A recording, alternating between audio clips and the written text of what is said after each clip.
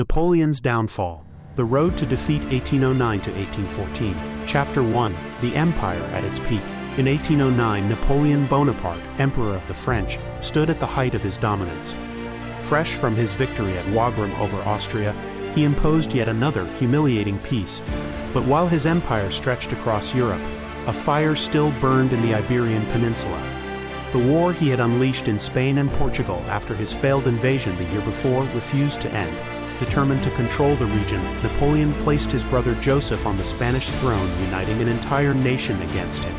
French troops crushed revolts with brutal efficiency and defeated one Spanish army after another. In Zaragoza, Marshal Lanz captured the city after a devastating siege that claimed more than 54,000 Spanish lives and 10,000 French. Yet Spain and Portugal would not submit. Chapter 2. Britain Strikes Back. Just 3 months after their withdrawal from Corunna, the British returned. In April, Sir Arthur Wellesley landed in Lisbon, ready to lead a small Anglo-Portuguese army against Napoleon's forces. British redcoats fought alongside newly trained Portuguese troops, whose growing discipline would soon surprise the French. Within weeks of arriving, Wellesley launched his first offensive against Marshal Soult's Second Corps, which had seized Porto. Soult's men, distracted by looting, were taken by surprise and forced into a desperate retreat through the mountains back into Spain. Chapter 3. The Allies Unite. With Portugal momentarily secured, Wellesley turned to a new challenge, coordinating with General Cuesta and the Spanish army of Extremadura. On July 10th, at Casas de Miravite, the two commanders met to plan their next move. Cooperation, however, was far from simple. Centuries of rivalry between Britain and Spain had left deep mistrust. The Spanish doubted British motives, while the British considered the Spanish army ill-trained and poorly led. When Wellesley asked to take command of all Spanish forces, Cuesta refused. Even so, they agreed on a shared advance up the Tagus Valley toward Madrid, supported by General Venegas moving from La Mancha. Chapter 4. The Road to Talavera. As their combined forces pushed forward, Marshal Victor's First Corps fell back to Talavera, joined soon after by King Joseph and General Sebastiani's Fourth Corps. The stage was set for a decisive confrontation, one that would test Wellesley's leadership and mark a turning point in the Peninsular War. Chapter 5. The Battle of Talavera. The French strategy was clear. King Joseph's army would defend Madrid while Marshal Soult advanced from the north with 3 corps, intending to encircle and trap the Anglo-Spanish forces. But delays in Soult's movement and the threat posed by General Venegas' approach toward Madrid pushed Joseph into acting on his own. He chose to attack at Talavera. In the fierce battle that followed, British infantry bore the full weight of the French assault. Their discipline held firm as they repelled repeated attacks with steady volleys and determined bayonet charges. Though small in scale compared to the vast battles fought in Austria that same year, Talavera proved that under Wellesley's command, Britain's compact professional army could stand against Napoleon's veterans, yet the triumph brought little immediate gain. Captured French dispatches warned Wellesley of Soult's imminent arrival. To avoid being cut off, the Anglo-Spanish army withdrew in good order, leaving the battlefield behind. Meanwhile, King Joseph and the Fourth Corps turned their strength against Venegas, defeating his troops decisively at the Battle of Almanacid. Chapter 6. Spain in Crisis. By autumn, the Supreme Junta in Seville, which acted as the government of Free Spain, assembled 2 new armies for another push toward Madrid. Their plan was bold, 2 forces advancing from north and south to reclaim the capital. However, Viscount Wellington, newly honored for his victory at Talavera, had lost faith in his Spanish allies. Frustrated by their poor coordination and unreliable leadership, he refused to commit his troops to another joint offensive. His caution proved justified. The inexperienced Spanish armies suffered catastrophic defeats. At Ocaña, Marshal Soult's smaller but better trained force crushed the Spanish, capturing 14,000 men and 50 guns in one of the worst disasters of the war. Only a week later, the army of the left met the same fate at Alba de Tormes. Meanwhile, in Catalonia, the city of Girona finally fell after enduring a heroic 7-month siege, marking yet another blow to Spain's resistance and tightening Napoleon's grip on the peninsula. Chapter 7. The Fall of Southern Spain. The Supreme Junta's grand plan to reclaim Madrid lay in ruins, and southern Spain was now exposed to French invasion. In January 1810, King Joseph advanced south with an army of 60,000 men. Spanish resistance quickly crumbled before him. Córdoba and Seville fell without a fight, and the Supreme Junta was swept aside in a coup. Joseph, still believing he could win Spanish loyalty through progressive reforms, was welcomed by many citizens who saw him as a symbol of order after years of chaos. Yet his control remained fragile. Only the port city of Cadiz held firm, its defenses strengthened by the presence of a British naval squadron. Marshal Victor's First Corps began a determined siege, hoping to bring the last bastion of resistance to heel. Chapter 8. The Third Invasion of Portugal. Napoleon, determined to crush British influence on the peninsula, sent one of his most skilled commanders, Marshal Massena, to lead a new campaign. Recently titled Prince of Essling for his victories in Austria, Massena marched into Spain with 65,000 troops. His mission was clear: invade Portugal, seize Lisbon, and drive the British into the Atlantic. Massena's army began by besieging Ciudad Rodrigo, a key fortress guarding the route into Portugal. After 2 weeks of intense bombardment, the city capitulated. Wellington, commanding only 33,000 men against Massena's 50,000, chose to withdraw deeper into Portugal to preserve his army. The French pressed on and soon surrounded Almeida. After just 13 hours of shelling, a French cannonball struck the fortress magazine, detonating 70 tons of gunpowder in a massive explosion that destroyed the defenses and forced a swift surrender. The loss of Almeida was a serious setback for Wellington, who had counted on its resistance to delay the French advance. Gathering his troops at Bucaco, he took up a strong defensive line on the ridge. When Massena attacked head-on, his forces were repelled with heavy losses of around 4,000 men. The following day, however, the French discovered a path around Wellington's flank, compelling the British to continue their withdrawal toward Lisbon. Chapter 9. The Lines of Torres Vedras. As Massena's troops approached the Portuguese capital, they encountered a sight that astonished them. Stretching across the entire Lisbon peninsula stood a massive network of defenses in 2 formidable lines. These were the Lines of Torres Vedras, a secret system of fortifications that the British and Portuguese had been building in silence for more than a year. The lines were manned by 30,000 soldiers and armed with 250 guns. Over 100 forts, redoubts, and artillery positions formed an impregnable barrier, ready to halt the might of Napoleon's army on the edge of Europe. Chapter 10. The Stalemate at the Lines. Massena soon realized that the lines of Torres Vedras were far too formidable to assault. The massive network of forts and batteries made any direct attack impossible. Worse still, Wellington's scorched earth policy had left the surrounding countryside barren. There was no food, no fodder, and no shelter to sustain the French army. Portuguese guerrillas relentlessly harassed French supply convoys, ambushing stragglers and cutting off communication routes through the mountains. Massena found himself trapped in a desperate situation. His army was starving and exhausted, too weak to attack yet too proud to retreat. For months, the two sides faced each other in silence, while behind the scenes the civilian population paid the heaviest price. Entire villages had been destroyed in the scorched earth campaign, forcing thousands of peasants to flee toward Lisbon. Many of these refugees died of hunger and disease, victims of a war that showed little mercy to anyone caught in its path. Chapter 11. Napoleon's Distant Command. Meanwhile, Napoleon's attention had shifted back to his personal life. He had divorced Empress Josephine and remarried Archduchess Marie-Louise of Austria, who was now expecting their first child. Yet even from Paris, he continued to interfere in the Iberian campaign. Constant dispatches poured out of the Tuileries Palace, urging his marshals in Spain and Portugal to advance more boldly. By the time these orders arrived weeks later, they were outdated and disconnected from reality, revealing how little Napoleon grasped the logistical and strategic difficulties his generals faced. To relieve pressure on Massena, Napoleon instructed Marshal Soult in Andalusia to launch an offensive that would divert Allied attention away from Lisbon. Soult responded by marching against the fortress city of Badajoz, which commanded the southern approach into Portugal.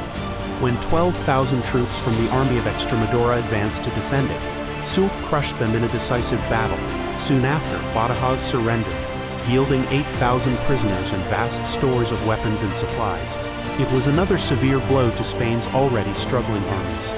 Chapter 12. The Battle of Barossa. Despite repeated defeats and disorganized leadership, Spanish troops continued to fight with courage and determination.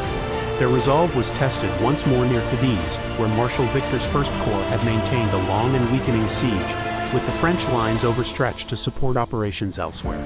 The Anglo-Spanish garrison decided to strike back. Allied forces landed along the coast and advanced to attack the French siege works from behind. However, their bold plan quickly turned to disaster when they were ambushed by Victor's troops at Barossa, igniting another bloody clash on the windswept hills of southern Spain. Chapter 13: Chaos at Barossa and the French Retreat. The Battle of Barossa ended in confusion and missed opportunity.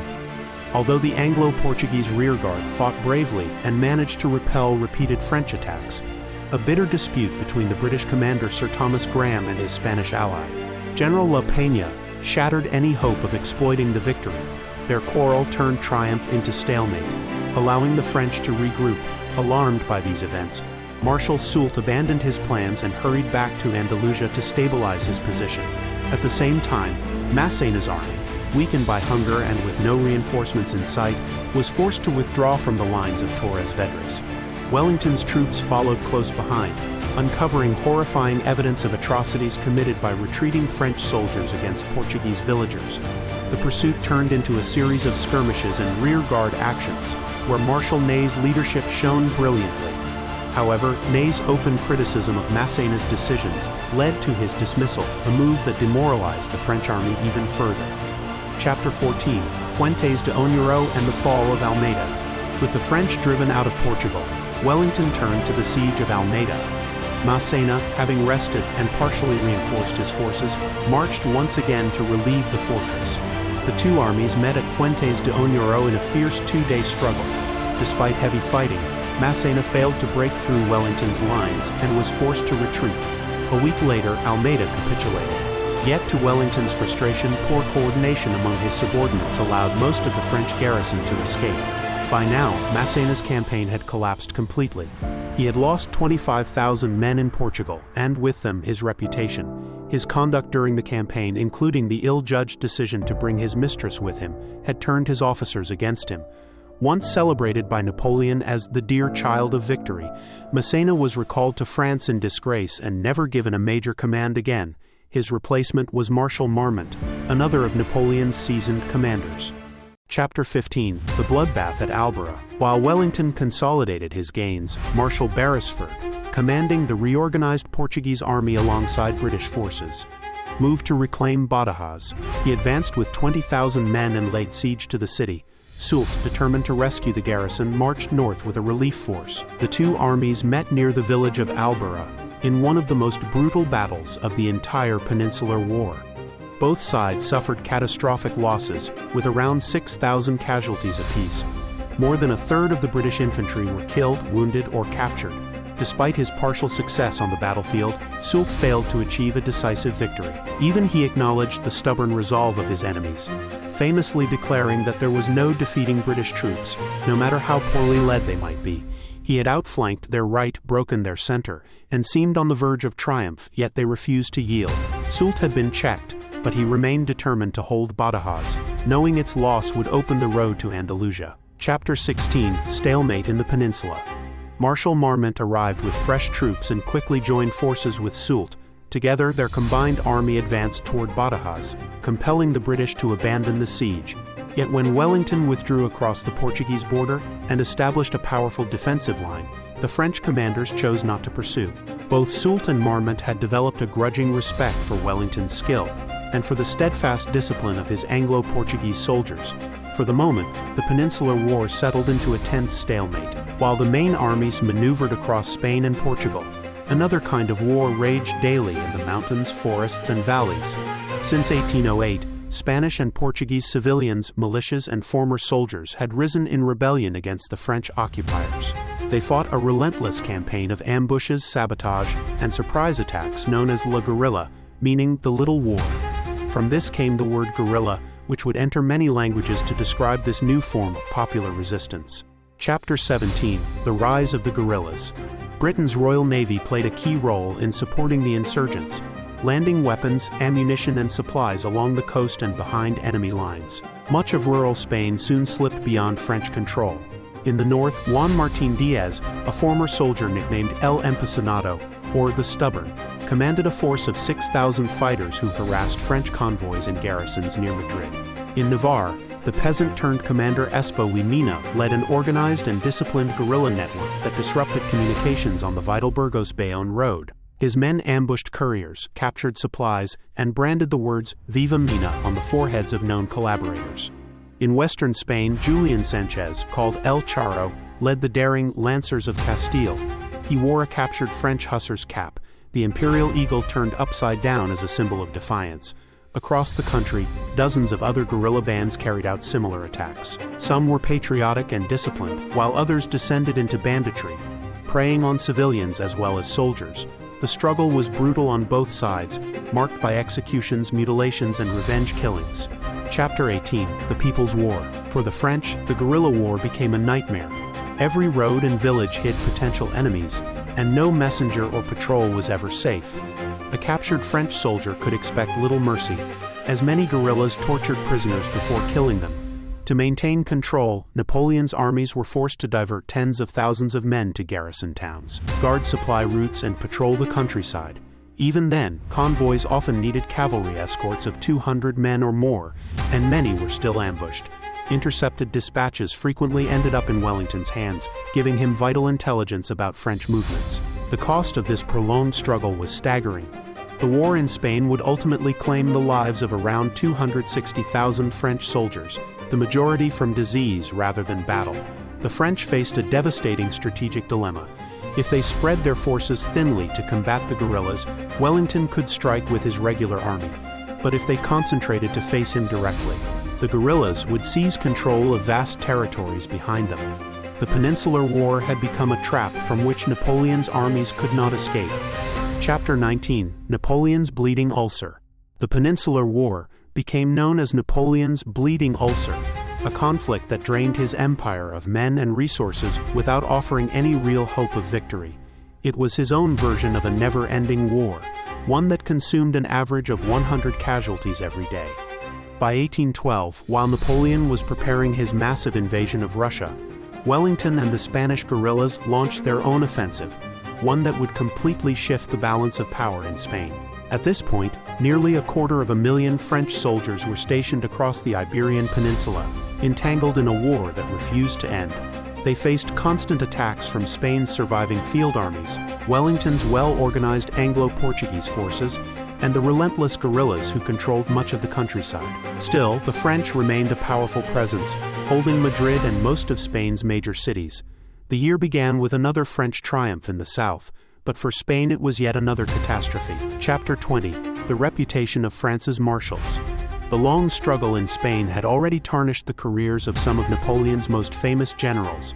Junot, Soult, and Jourdan had all suffered humiliating defeats, while Massena had been recalled to France in disgrace after his failure in Portugal.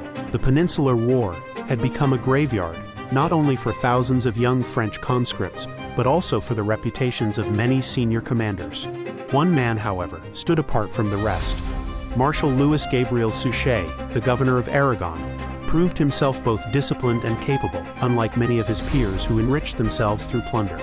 Suchet imposed strict order on his men.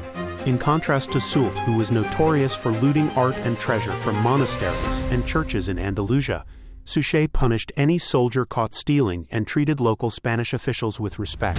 His combination of firm control, careful administration, and decisive military action allowed him to pacify large areas of Aragon. Chapter 21: The Conquest of Valencia. In June 1811, Suchet stormed the port city of Tarragona after a bloody assault, earning from Napoleon the coveted title of Marshal of France. The emperor, impressed by Suchet's success, sent him reinforcements and ordered him to capture Valencia. Before beginning the siege, Suchet crushed a much larger Spanish army that had tried to stop him at Saguntum. He then surrounded Valencia, which was crowded with soldiers and civilians seeking refuge. Facing starvation and with no chance of relief, General Blake finally surrendered the city on January 8, 1812. The French captured 18,000 prisoners, including 23 generals and nearly 500 cannons, delivering one of the most severe blows to the Spanish war effort. Yet this victory came at a price for Napoleon. To strengthen Suchet, he had already weakened other French armies in Spain, and soon afterward he withdrew 25,000 of his best soldiers to join his campaign in Russia. As a result, the once dominant French position in the Iberian Peninsula was now stretched dangerously thin, just as Wellington prepared to launch a new and decisive offensive. Chapter 22: Wellington Strikes Back. Spanish guerrillas provided Wellington with constant intelligence on French troop movements. When he learned that the enemy forces in western Spain had been weakened, he saw his opportunity, determined to strike before the French could regroup. He launched a bold offensive. On the very day Valencia fell, Wellington laid siege to Ciudad Rodrigo, a fortress on the border between Portugal and Spain. Knowing Marshal Marmont could soon march to its relief, he decided not to wait. After only 10 days of bombardment, he ordered a full assault. The attack succeeded, though the victory came at a price. Major General Crawford of the Light Division was killed along with 300 of his men. Encouraged by the success, Wellington turned south to target the heavily fortified city of Badajoz. The siege began in March, and on the night of April 6th, he ordered a general assault. The first waves of British troops who attacked the main breach were cut down by devastating fire, but a secondary attack on the castle, originally meant as a diversion, managed to scale the walls and break through. Within hours, the city was in Allied hands. The storming of Badajoz cost the British Army around 3,700 casualties. What followed, however, shocked even Wellington. In the chaos after the victory, drunken soldiers rioted through the streets, looting homes, killing over 100 civilians, and committing widespread acts of violence before discipline was finally restored. Despite the tragedy, the capture of Badajoz secured control of the two key routes between Portugal and Spain, a crucial step for the next phase of the campaign. Chapter 23: The Bridge at Almaraz. With his lines of communication secured, Wellington sent one of his most trusted officers, General Rowland Hill, to destroy the bridge over the Tagus River at Almaraz. This bridge formed the only reliable connection between Marshal Marmont's army of Portugal and Soult's army of the south. The next usable crossing was nearly 90 miles away at Toledo. The bridge at Almaraz was heavily defended by French forts and artillery positions. But Hill led a swift and daring attack. His troops caught the French by surprise, stormed their fortifications, and set fire to the bridge and all its engineering supplies. The operation cost only 177 casualties and effectively severed the link between the two French armies. Wellington's path into central Spain now lay open. Chapter 24: The March to Salamanca. As Wellington began his advance, Spanish regular forces and guerrilla fighters launched coordinated attacks across the country to tie down as many French troops as possible. Meanwhile, from the Bay of Biscay, Sir Home Popham's naval squadron struck at French coastal positions to create diversions. Within 4 days, Wellington's army reached Salamanca. Marshal Marmont, initially outnumbered, retreated behind the Douro River, but soon received reinforcements and advanced again. For nearly a week, the two armies maneuvered across the plains of Castile, marching side by side in a tense contest of strategy, each trying to outflank the other, often. The opposing columns were so close that the soldiers could see one another across the fields. Then, on the 7th day, Marmont made a critical mistake. Chapter 25: The Prelude to Battle. On the morning of July 22, 1812, Wellington's army occupied the high ground 4 miles south of Salamanca. Marmont still hoped to turn the British flank rather than attack head-on. Around 8 in the morning, his troops made a quick move to seize a hill known as the Greater Arapil, which he then used as his observation post. From there, he began to swing his army around Wellington's position, unaware that his daring maneuver was about to expose his entire left flank to destruction. Chapter 26: The Trap at Salamanca. Marshal Marmont had convinced himself that Wellington was a cautious commander who would never risk an open battle. The rolling hills around Salamanca concealed most of the British army from view, and when Marmont saw clouds of dust rising to the west, he assumed it was Wellington's baggage train retreating from the field. In truth, what he saw was the British 3rd Division and a Portuguese cavalry brigade moving to reinforce Wellington's left flank. The British were not withdrawing at all. Wellington was preparing to strike. Around 2 in the afternoon, Marmont ordered 5 infantry divisions hidden in the woods to march west in an attempt to cut off what he believed was the enemy's line of retreat. General Mauquin's 5th Division, leading the movement, halted at the village of Las Arapiles to engage what was thought to be a British rearguard, while General Thamier's 7th Division continued marching farther west. From his vantage point, Wellington could see the French line stretching dangerously thin. Recognizing the opportunity, he acted immediately. Spurring his horse, Wellington galloped 3 miles across open country to reach the 3rd Division. Many of his aides struggled to follow as he rode at full speed.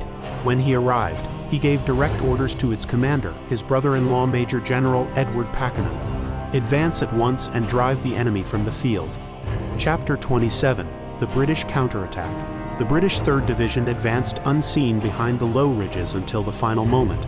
When they appeared, Thamier's division was taken completely by surprise. The attack was devastating.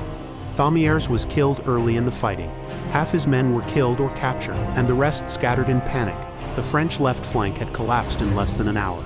At this critical juncture, Marmont himself was struck by a British shell and carried from the battlefield with serious wounds. Command briefly passed to General Bonnet, but he too was soon wounded, forcing General Clausel to take over in the midst of the chaos. 45 minutes later, Wellington ordered the 5th Division forward. Supported by 2 Portuguese brigades and General Lamarchaint's brigade of heavy dragoons, the French troops, seeing the cavalry approach, hastily formed defensive squares. But the British infantry struck first with a deadly volley at close range, followed by a furious bayonet charge. The French line broke apart. Lamarchaint's cavalry then swept through the gaps, cutting down the fleeing soldiers. The attack destroyed 8 French battalions and captured 2 of their cherished eagles. Lamarchant himself was killed in action, shot from his horse, but his charge had shattered the French center. The momentum of Wellington's echelon assault continued as Cole's 4th Division advanced through the middle of the battlefield. However, Pack's Portuguese brigade, ordered to storm the greater Arapil Hill, was repelled by fierce resistance, and soon the entire division began to fall back in confusion. Chapter 28: Collapse of the French at Salamanca. Despite the ruin of his army's left flank, General Clausel made one final attempt to salvage the battle. He ordered an attack on the Lesser Arapil, a small hill that formed the hinge of Wellington's line. If he could seize it, there was still a chance to turn the tide. The French columns advanced with determination, but their attack was met head-on by fresh troops from Clinton's 6th Division. A storm of musket fire tore through the advancing ranks, breaking their momentum and forcing them to fall back in confusion. By this stage, the French army had lost all cohesion and the will to continue fighting. Soldiers fled in every direction, seeking refuge in the woods behind the battlefield. General Ferré's 3rd Division made a valiant stand, forming a rearguard to cover the retreat, but it was soon surrounded by the British 5th Division. Ferré was killed in the fighting, and his men were overrun. Only General Foy's 1st Division managed to withdraw in good order, preserving a fragment of the army. As night fell, Wellington, seeing his exhausted troops in the growing darkness, called off the pursuit. His victory was complete. Marmont's army had been shattered, losing 7,000 men taken prisoner and another 6,000 killed or wounded. The French had suffered losses of nearly a quarter of their strength, more than double that of Wellington's forces. Chapter 29: The Road to Madrid. The following morning, dragoons of the King's German Legion attacked the disorganized French rearguard and achieved the extraordinary feat of breaking a French infantry square, an almost unheard of accomplishment. They captured another 1,000 prisoners, adding to the scale of the defeat. With the French retreating in chaos, Wellington advanced toward Madrid. His victories had transformed the balance of power in the peninsula, and King Joseph R, realizing the city could no longer be defended, abandoned the capital. He withdrew eastward toward Valencia to join Marshal Suchet. On August 12, 1812, Wellington entered Madrid to scenes of jubilation, welcomed by cheering crowds as a liberator. Meanwhile, Marshal Soult, threatened with encirclement in Andalusia, abandoned the long and costly siege of Cadiz, which had lasted 2.5 years. He marched east to link up with Joseph and Suchet, leaving southern Spain largely free of French control. Chapter 30: The Siege and Retreat from Burgos. In September, Wellington turned north, pressing the French back from Valladolid and laying siege to the fortress of Burgos. The campaign, however, soon stalled. His army lacked heavy artillery for a proper siege, and the French garrison fought with determination, repelling every assault. To make matters worse, large French armies were now converging from both the north and the south, threatening to trap Wellington between them. Realizing the danger, Wellington made the difficult decision to retreat. What followed was one of the hardest marches of the war. Through relentless autumn rain, his weary troops fell back toward Portugal. The supply system broke down completely, and starving soldiers were forced to scavenge for food, taking what they could from nearby Spanish villages. The triumphant advance toward Madrid had ended in exhaustion and hardship, though Wellington's army remained intact and ready to fight another day. Chapter 31: Napoleon's Growing Tensions with Russia. By 1812, relations between Napoleon and Alexander I of Russia had deteriorated sharply. What had begun as a celebrated friendship after the Treaty of Tilsit in 1807 had turned into mutual suspicion and hostility. Napoleon's establishment of the Duchy of Warsaw angered the Russians, who feared it would restore a Polish state on their western border. Matters worsened when Napoleon proposed marrying Alexander's sister, an offer the Romanovs rejected, leading him to marry Marie-Louise of Austria instead. Further provocations included Napoleon annexing the Duchy of Oldenburg, breaking previous assurances. The economic blockade known as the Continental System deepened the rift, as Russia openly defied it to continue trade with Britain. With accusations flying both ways, war between France and Russia became inevitable. Chapter 32, Preparing the Grande Armée. Napoleon understood the enormity of invading Russia while still embroiled in Spain, where over 200,000 troops were tied down. Nevertheless, he began assembling a colossal army in 1811, known as La Grande Armée. Around 600,000 men were mustered, but fewer than half were French. The remainder came from Allied states across Europe. This unprecedented concentration of military power was meant to intimidate Russia and crush its armies in a single campaign. Logistics, supply lines, and sheer numbers made the operation a staggering challenge, yet Napoleon remained confident in his ability to achieve a decisive victory. Chapter 33, Europe on Edge. Across the continent, rulers watched with growing unease. The sheer size of Napoleon's army and his unrelenting ambitions threatened to destabilize Europe yet again. Diplomats scrambled to assess the potential consequences of a French invasion of Russia, while ordinary citizens braced for the disruption such a campaign would bring. Napoleon's reputation as a master strategist added to the fear, but whispers of overstretch and vulnerability in Spain suggested that even the emperor was not invincible. Chapter 34, The Gathering Storm. By the spring of 1812, La Grande Armée was fully mobilized and ready to march east. Supply depots were established, wagons filled with provisions, and cavalry units readied for reconnaissance. Despite meticulous planning, cracks were already forming. The multinational army was unwieldy, and coordination across vast distances would prove nearly impossible. As Napoleon prepared to cross the Niemen River into Russian territory, few could imagine the devastation that lay ahead. Chapter 35, Spain and Russia, Two Fronts of Strain. While Napoleon turned his focus eastward, Spain remained a thorn in his side. Wellington's forces, now reinforced and reorganized, controlled key regions, and guerrilla activity continued to disrupt French communications. The dual pressures of a guerrilla war in Iberia and a looming invasion of Russia placed the French Empire under immense strain. Strategic overreach and stretched supply lines meant that even a tactical genius like Napoleon faced unprecedented risks. Chapter 36, The Diverse Grande Armée. Napoleon's colossal army was a true European coalition.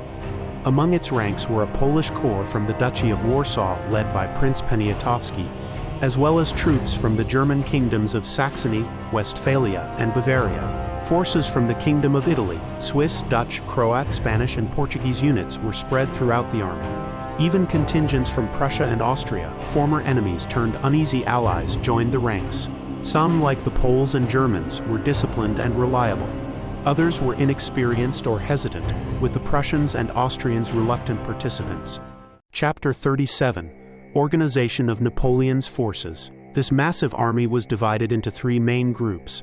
Napoleon commanded the central force, while his stepson Eugene, Viceroy of Italy, led another, and his younger brother Jérôme, King of Westphalia, commanded the third. Eugene would prove himself on campaign, whereas Jérôme would struggle. On the left flank, Marshal MacDonald commanded the 10th Corps, largely composed of Prussians. On the right flank, General Schwarzenberg led the Austrian Corps. A reserve force of 100,000 men, including Marshal Victor's 9th Corps, was held back to reinforce the lines as needed. Chapter 38, Russian Forces and Strategic Challenges. Facing this juggernaut, Russia initially had only 220,000 troops, divided into three armies: Barclay de Tolly's 1st Army, Prince Bagration's 2nd Army, and General Tormasov's 3rd Army. They were heavily outnumbered, roughly 2-1. Despite this, Russia scored key diplomatic victories in the months leading up to the invasion. Chapter 39, Securing Russia's Flanks. Sweden, recently at war with Russia, was now ruled by Napoleon's former marshal, Bernadotte. After Napoleon unexpectedly seized Swedish Pomerania, Bernadotte pledged Swedish neutrality, securing Russia's northern flank. In the south, a peace treaty with the Ottoman Empire ended 6 years of conflict, freeing troops to face the looming French invasion. These agreements allowed Russia to concentrate its forces against Napoleon without fear of attacks from its borders. Chapter 40. The stage is set for invasion. With La Grande Armée assembled and Russia's flanks secured, the stage was set for one of history's most ambitious military campaigns. Napoleon's confidence and meticulous planning masked the risks of coordinating an army of 600,000 men from multiple nations. Meanwhile, Russia's smaller, strategically positioned armies prepared to defend their homeland against an unprecedented onslaught. The clash of these forces would decide the fate of Europe and reshape the course of the Napoleonic Wars. Chapter 41. Crossing the Niemen. On the 24th of June 1812, French troops began the massive crossing of the Niemen River into Russian territory. The army was so enormous that it took 5 days to get everyone across. Napoleon's strategy was to strike north of the Pripet marshes, considered impassable, defeat Barclay's army, while Jérôme kept Bagration occupied. After this, French forces would swing south to encircle Bagration. Napoleon believed the campaign would be finished within 5 weeks. Chapter 42. Russian retreat and scorched earth. The sheer scale of the French army convinced the cautious Barclay that retreat was the only viable choice. Prince Bagration, naturally aggressive and often critical of Barclay, had little choice but to follow. As the Russians withdrew, they burned villages and crops to deny resources to the invading army, implementing a scorched earth strategy. By the 4th day, Napoleon reached Vilnius, only to find that Barclay had already moved on. Chapter 43. Jérôme's failures. To the south, Jérôme struggled to pin Bagration's forces. When Devout's First Corps moved southeast to trap the Russian prince, Bagration had already escaped. Napoleon's younger brother proved out of his depth. Humiliated by criticism from the emperor and frustrated when his troops were placed under Devout's command, Jérôme resigned and returned to Westphalia. The campaign was already exposing cracks in Napoleon's grand plan. Chapter 44. Logistical nightmares. Napoleon had anticipated that his army would struggle to survive off the sparse Russian land, so he arranged huge supply depots and transport units. Yet wagons moved slowly on Russia's poor roads, which turned into rivers of mud after summer thunderstorms. The army had to pause frequently to allow supplies to catch up. These delays frustrated Napoleon's timetable, but gave much-needed relief to thousands of inexperienced conscripts unaccustomed to relentless marching. Exhaustion led many to drop out and desertion became widespread. Chapter 45. Command challenges. Beyond logistics, Napoleon faced major command and control problems. Coordinating a multinational army 3 times larger than any force he had previously led created chaos. Orders were delayed, communications broke down, and maintaining cohesion across French, Polish, German, Italian, and other Allied contingents proved nearly impossible. The campaign was beginning to reveal that even the greatest strategist could be undone by the limits of men, machines, and nature. Chapter 46. A sluggish giant. La Grande Armée, once celebrated for its swift maneuvers, had now become a slow, cumbersome force. After pausing at Vilnius to rest and reorganize, Napoleon resumed his advance deeper into Russia. Barclay continued his strategic withdrawal toward Vitebsk, hoping to join forces with Bagration's Second Army. However, Devout blocked Bagration's route at Sultanovka, forcing him to veer toward Smolensk instead. Chapter 47. Russian rearguards and southern threats. At Vitebsk, Napoleon engaged Barclay's rearguard, but the Russians once again escaped, burning all supplies they could not carry. Far to the south, the Russian Third Army struck and defeated the Saxon Seventh Corps, compelling Napoleon to divert Schwarzenberg's Austrian Corps to stabilize the situation. By the end of July, Napoleon had advanced over 250 miles into Russia, much further than originally planned. The relentless marches under the scorching summer sun had already inflicted heavy casualties. Without a single major battle, the army had lost 1/5 of its men to exhaustion, disease, and particularly typhus and dysentery. Chapter 48. Horses and Cossacks. The army had entered Russia with 250,000 horses, but they were dying at a rate of 1,000 each day from fatigue and lack of fodder. This included not only cavalry mounts, but also the vital draft animals meant to pull supply wagons, worsening the logistical nightmare. The French cavalry, Napoleon's eyes and ears on the battlefield, now faced an unexpected adversary. Russia's Cossacks, These fiercely independent horsemen struck suddenly, raided supply lines, and vanished into forests whenever confronted by larger forces. Alongside regular Russian light cavalry and partisan fighters, the Cossacks disrupted reconnaissance missions, leaving Napoleon with incomplete information about roads, enemy positions, and movements. Chapter 49, Rest and Reassessment at Vitebsk.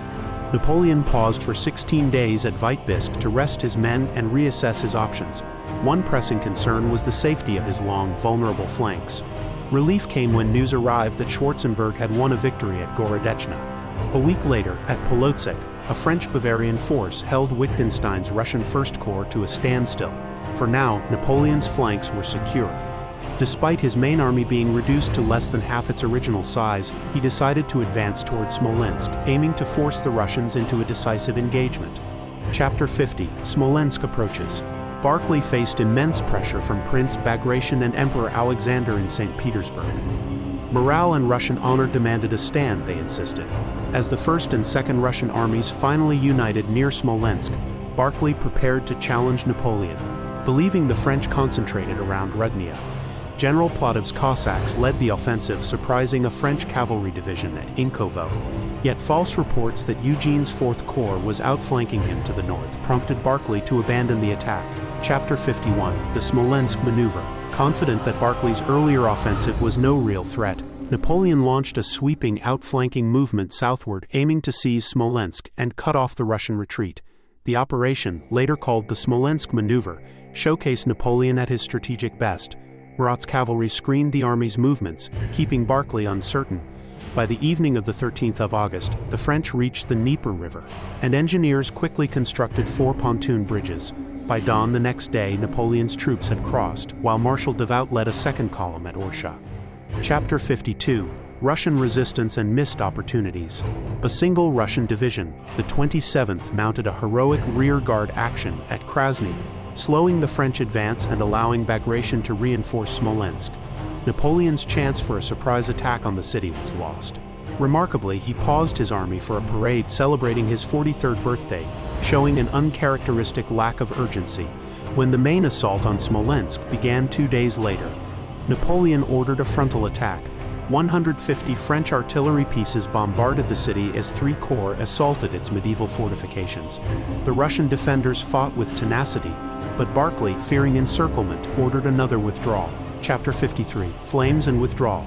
Smolensk burned as the French forced their way into the city, witnessing scenes of utter devastation. Bagration's Second Army retreated first, followed by Barclay's forces. During the retreat, Ney's Third Corps caught part of the Russian rearguard at Volutino. General Junit, commanding the Westphalian 8th Corps, had been tasked with cutting off Barclay's escape. Having crossed the river, he failed to act, and the opportunity vanished. Napoleon, enraged, vowed that Junit would never earn his marshal's baton. Chapter 54, Casualties and Consequences. The Battle of Smolensk cost both sides roughly 10,000 men and reduced one of Russia's most historic cities to ashes. Yet, strategically, nothing was settled. Napoleon paused to reconsider his options. His men were exhausted, far from home, and the campaigning season was late. One possibility was to winter in Smolensk and resume operations in 1813. Chapter 55, The Gamble for Moscow. But Moscow, Russia's spiritual heart and historic capital, despite St. Petersburg being the administrative center, lay just 230 miles ahead. Napoleon, always a risk-taker, chose to press forward. Meanwhile, the Russians faced a critical dilemma. Should they defend the sacred city at all costs or continue their scorched earth retreat to stretch the French supply lines and weaken the invaders before battle? Chapter 56, Alexander's Call to Arms. That summer, Emperor Alexander experienced a profound religious awakening and inspired the Russian people to defend their homeland. He framed the war against Napoleon as a sacred struggle to save Holy Mother Russia from the Antichrist. For months, he had received divided advice. Some urged him to fight, others to retreat. Alexander decided that a decisive change was necessary. Chapter 57, Kutuzov takes command.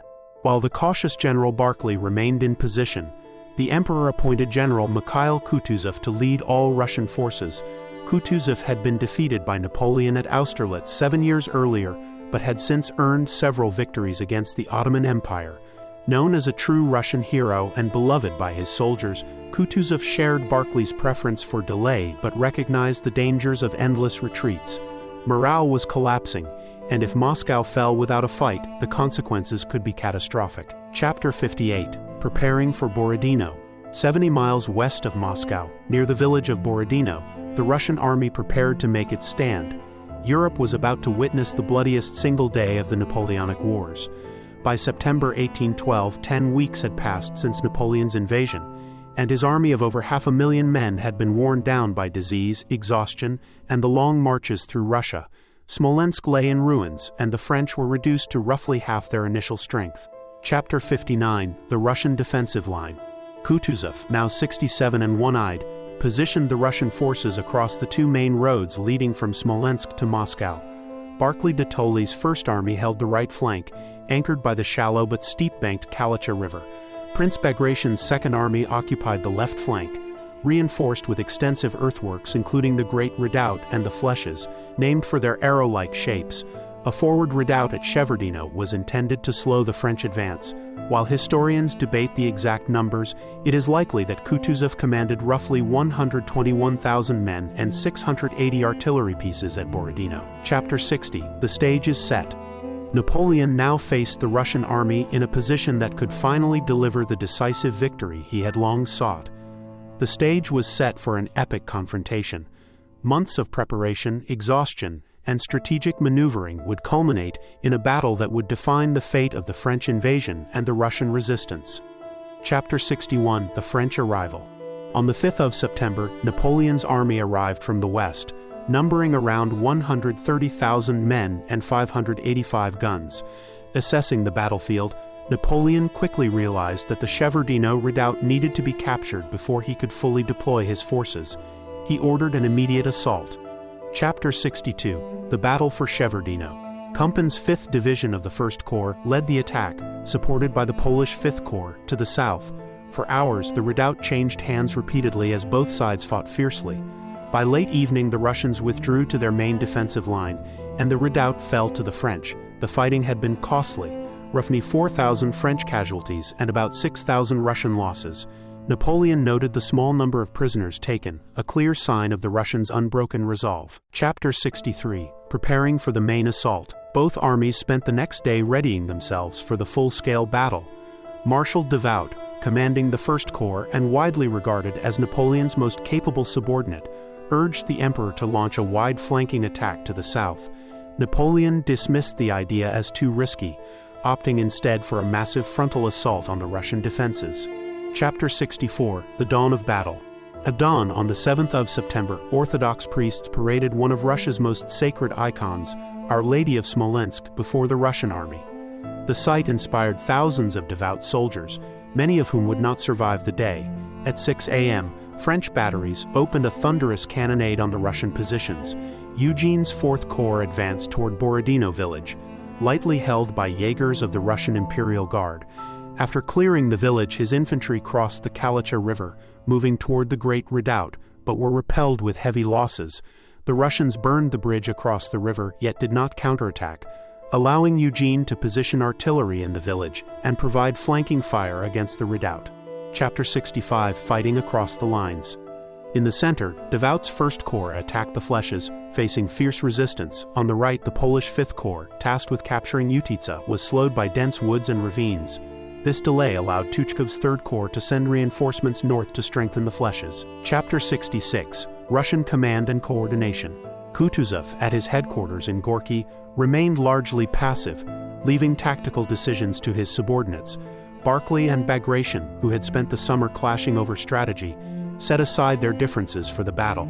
Observing that the main French attack focused on the Russian center and left, Barclay ordered General Bagovit's 2nd Corps to move south and reinforce Bagration. Chapter 67. The Flèches under fire. The battle around the Flèches intensified fiercely.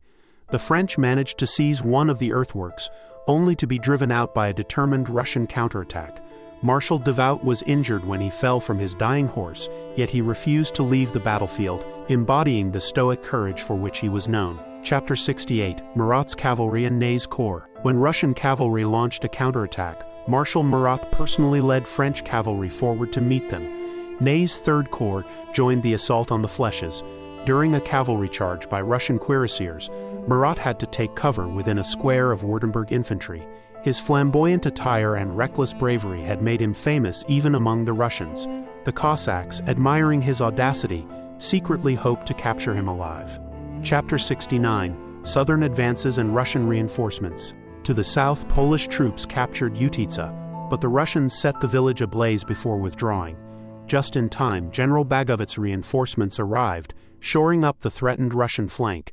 Around 10 a.m., Eugene led another assault on the Great Redoubt. Morin's 1st Division briefly took it, only to be expelled by a brutal Russian counterattack. The young Russian artillery commander, General Kutaisov, was killed leading one of these attacks, a heroic act that nevertheless disrupted Russian artillery coordination for the remainder of the battle. Chapter 70: Carnage at the Flèches.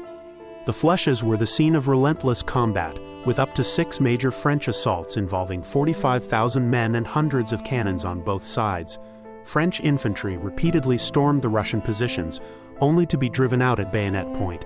Junot's Westphalian Corps helped clear Russian skirmishers from the southern woods supporting the French advance. General Bagration, personally directing the defense of the Flèches, led reinforcements and ordered counterattacks, but around 10 a.m. he was mortally wounded by shell fragments. Chapter 71: The Fall of Bagration and the Flèches. Bagration's death sent shockwaves through the Russian ranks. Exhausted soldiers, shaken by the loss of their iconic leader, began to retreat, and the French finally captured the Flèches. Murat then led Friant's division, 1st Corps, last reserve, forward, supported by heavy cavalry on both flanks. Russian grenadier formed squares to repel the French cuirassiers, while their own guard cavalry clashed with French units in a chaotic, bloody melee. Despite fierce resistance, the combined French artillery, cavalry, and infantry assaults proved overwhelming. As the Russians fell back, Friant's troops fought into Semenovskaya village. The Russian center was thrown into disorder, teetering on the brink of collapse. Chapter 72: The Moment of Decision. With the Russian center in disarray, the battle seemed poised for a decisive French victory. Everything appeared ready for Napoleon to deliver the knockout blow that might finally shatter the Russian army. Chapter 73: Napoleon Hesitates. For most of the day, Napoleon remained at his headquarters near Shevardino, fatigued and irritable from illness and the unrelenting demands of the campaign. As the Russian center wavered under French pressure, Marshal Murat and his staff urged the emperor to commit his last reserve, the Imperial Guard. Napoleon, however, refused. "If there is another battle tomorrow," he asked, "where is my army?" Still, he allowed one exception. Chapter 74: Sorbier's Guard Artillery. Observing that Russian troops were moving from their unengaged right wing to reinforce the center, and that Osterman Tolstoy's 4th Corps had arrived behind the Russian lines, Napoleon ordered General Sorbier's Guard Artillery forward. Their fire inflicted heavy casualties, yet the Russian infantry held firm, refusing to break despite their mounting losses. Chapter 75: The Cossack Raid on Borodino. On the Russian right wing, the battlefield remained relatively quiet. Seizing the opportunity, General Plotov, commander of the Don Cossacks, proposed a raid on the lightly defended village of Borodino.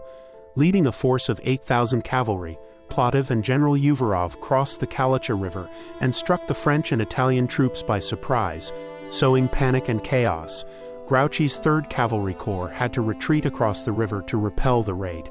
Though it failed to change the overall outcome, the attack delayed the next French assault by 2 hours and may have reinforced Napoleon's belief that holding back the Guard was prudent. Chapter 76: Assault on the Great Redoubt. By mid-afternoon, around 3 p.m., the French launched their largest attack yet on the Great Redoubt. Russian artillery targeted the advancing infantry, while French cavalry executed a flanking maneuver, charging the redoubt from the rear. Saxon cavalry penetrated first, cutting down the Russian infantry and gunners in a remarkable display of audacity and aggression, defying conventional rules of war. Eugene's infantry then consolidated their hold on the redoubt, and he sent forward all available cavalry to exploit the success, only to be halted by the last Russian cavalry reserves. Chapter 77: Napoleon Reserves the Imperial Guard. Eugene implored Napoleon to commit the Imperial Guard, but again the emperor refused. "I will not destroy my guard," he explained. "I am 800 leagues from France, and I will not risk my last reserve." The decision reflected Napoleon's cautiousness in preserving his elite troops, even at a moment when a decisive blow seemed possible. Chapter 78: Exhaustion and Aftermath. By 5 p.m., both armies were exhausted. The battlefield was littered with the dead and wounded. Infantry battalions could muster only a fraction of their strength. Cavalry advanced no faster than a slow trot, and artillery crews collapsed from fatigue. As dusk fell, combat gradually subsided. The French expected to resume fighting the next day, but by dawn, Kutuzov, aware of the staggering losses among his troops, ordered a withdrawal. Chapter 79: The Toll of Borodino. The scale of casualties was immense. Russian losses were estimated at 44,000 men, while the French suffered around 30,000 casualties, including 49 generals, 12 of them killed. Borodino became the bloodiest single day of the Napoleonic Wars, a testament to the ferocity of combat and the resilience of both armies. Chapter 80: The Race Against Time. Napoleon's army, heavily burdened with men, artillery, and baggage, still did not grasp that it was engaged in a desperate race against time. The Russians were beginning to threaten the flanks of the 550-mile-deep French salient. On that very day, Wittgenstein's forces were pushing back Marshal St. Cyr's outnumbered troops at Leipzig, drawing Victor's 9th Corps westward in an attempt to reinforce the threatened sector. Meanwhile, in the south, Admiral Chichagov's advance forced Schwarzenberg's Austrian Corps to fall back to protect Warsaw. The corridor through which Napoleon could retreat was slowly closing. Chapter 81: Weather and Strategic Choices. Winter loomed, though Napoleon believed his army could reach Smolensk for winter quarters within 20 days, well before the worst cold set in. His plan was to withdraw via Kaluga, through territory still rich in supplies, allowing the army to forage along the way. But Kutuzov anticipated this move, sending General Dokhturov's 6th Corps to block the road at Maloyaroslavets. Fierce fighting ensued, with Eugene's 4th Corps, mainly Italian troops, eventually driving the Russians out of the town. The victory was hard-won, echoing the brutal combat at Borodino. With Kutuzov now standing between Napoleon and Kaluga, the emperor made an unusual decision. He consulted his marshals. After discussion, Napoleon resolved to retreat along the route they had already taken, the Smolensk road, despite knowing that the region had already been stripped of supplies. Chapter 82: Close Calls and Precautions. The day after Maloyaroslavets, Napoleon narrowly avoided capture by a band of Cossacks, saved only by General Rapp leading a charge with his escort. After this near disaster, the emperor carried a phial of poison around his neck, prepared to take his own life if captured. The army began its new course, constantly shadowed at a cautious distance by Kutuzov's forces to the south. Passing the old battlefield of Borodino, the soldiers confronted a grisly sight: crows pecking at half-buried corpses, a stark reminder of the carnage they had witnessed weeks before. Chapter 83: The Onset of Winter. Relentless marching quickly exhausted both men and horses. Within days, temperatures fell below freezing, killing overworked, starving horses en masse. Discipline began to unravel. Drivers abandoned sick and wounded soldiers to preserve themselves. The column stretched thin, leaving Devout's rear guard vulnerable outside Vyazma, where General Miloradovich attacked. For several hours, Devout's corps was cut off, only rescued by Eugene and Ney. The battle concluded with street fighting as the French evacuated the burning town. For the troops of the Grande Armée, unaccustomed to retreats and defeat, Vyazma was a shocking, demoralizing experience. Chapter 84: Catastrophe in the Snow. On the 4th of November, heavy snow began to fall, and temperatures plunged to -20 degrees Celsius the following night. Soldiers lacked proper winter clothing or shelter, and many froze to death before morning. Wagons and artillery were abandoned as men sought survival above all else. Foraging became essential.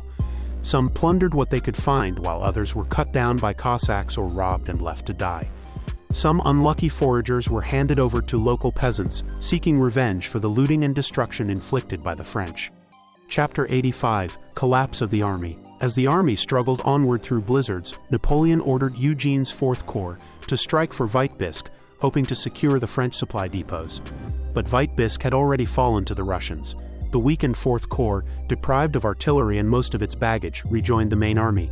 A colonel observing the men described them as without shoes, nearly without clothes, exhausted and famished, sitting on their packs, sleeping on their knees, rousing themselves only to cook horsemeat or melt ice.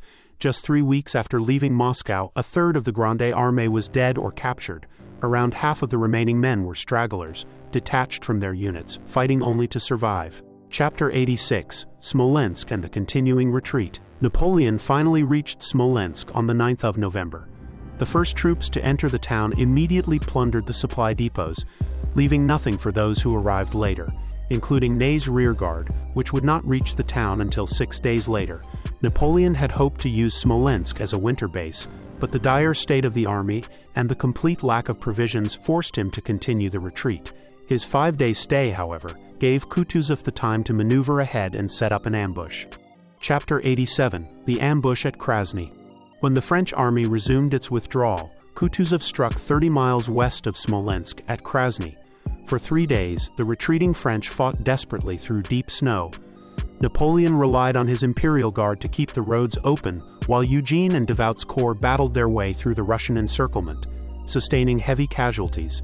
2 regiments of the Young Guard were sent on a sacrificial counterattack to hold the Russians back, and were nearly annihilated in the process. Kutuzov deliberately held back many of his troops, drawing criticism for not attempting to destroy Napoleon's army entirely.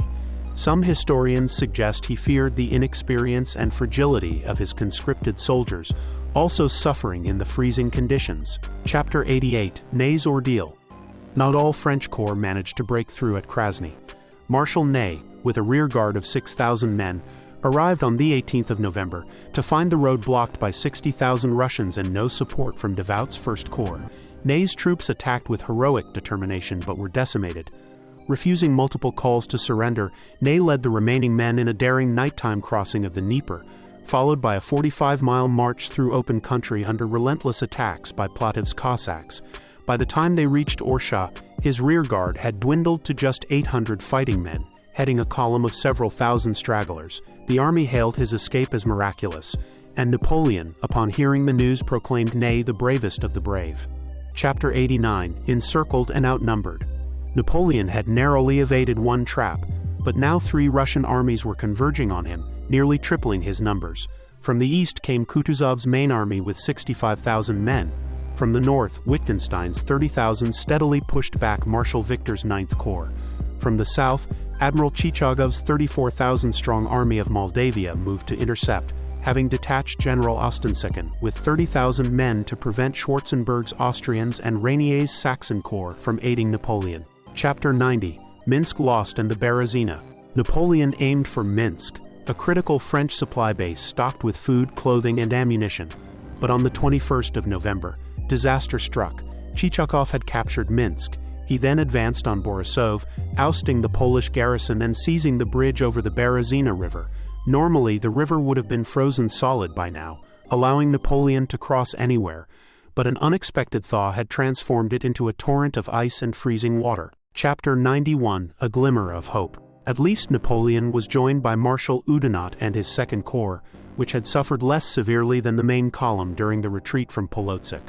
Oudinot immediately counterattacked at Borisov and recaptured the town, but the Russians destroyed the bridge. With no other crossing for miles in either direction, it seemed that Napoleon's exhausted army was trapped, yet a narrow hope remained.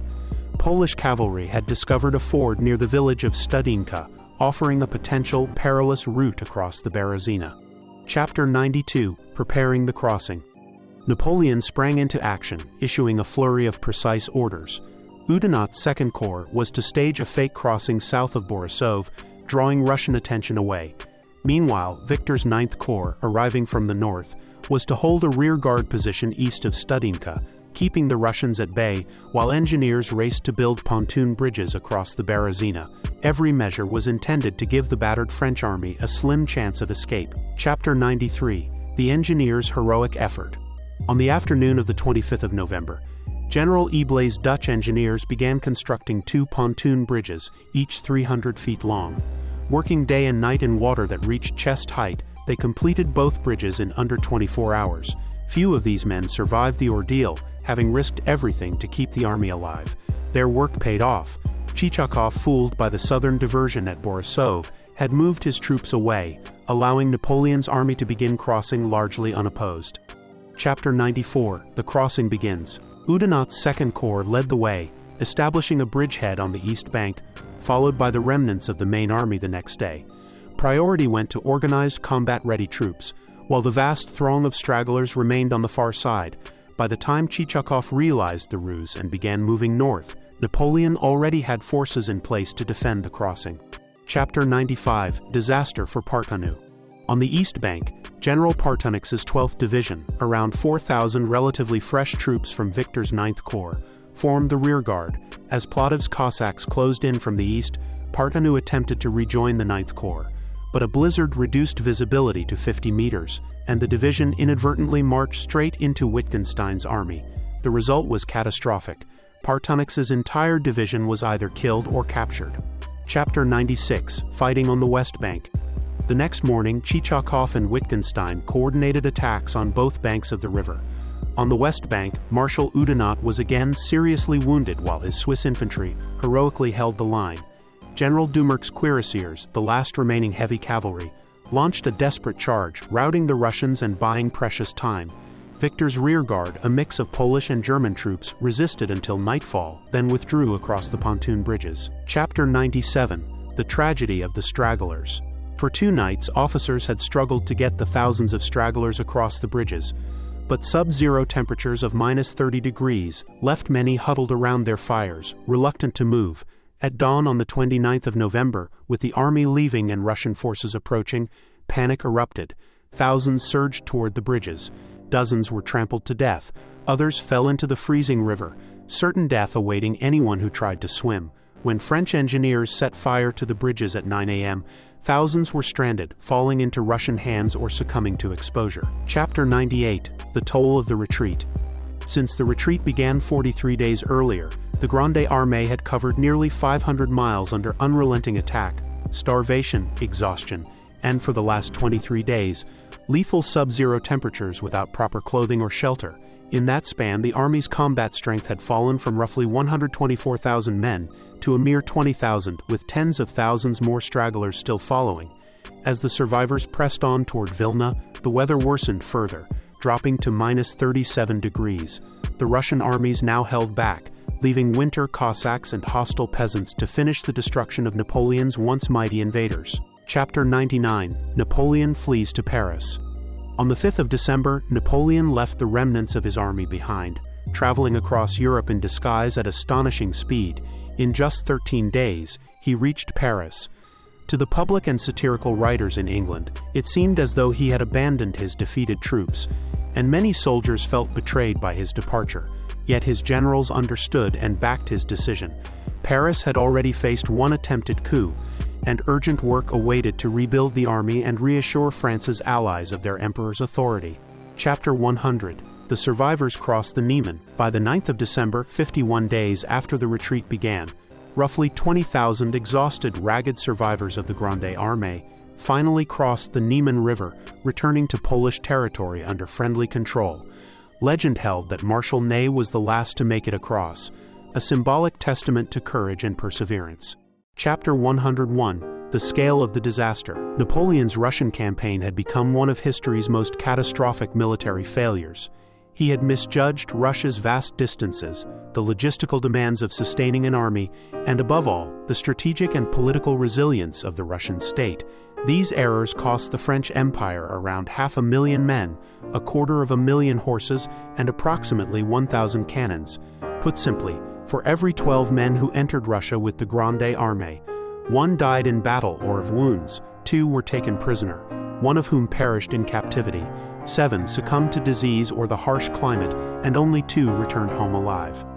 Contrary to popular myth, the summer advance had been as deadly, if not more so, than the winter retreat, with heat, typhus, and dysentery claiming countless soldiers long before the snow and frost arrived.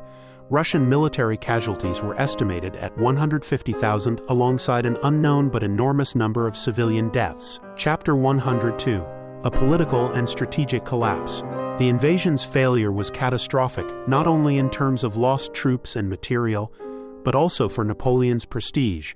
Europe's monarchs, sensing weakness for the first time, began to prepare a coalition against him.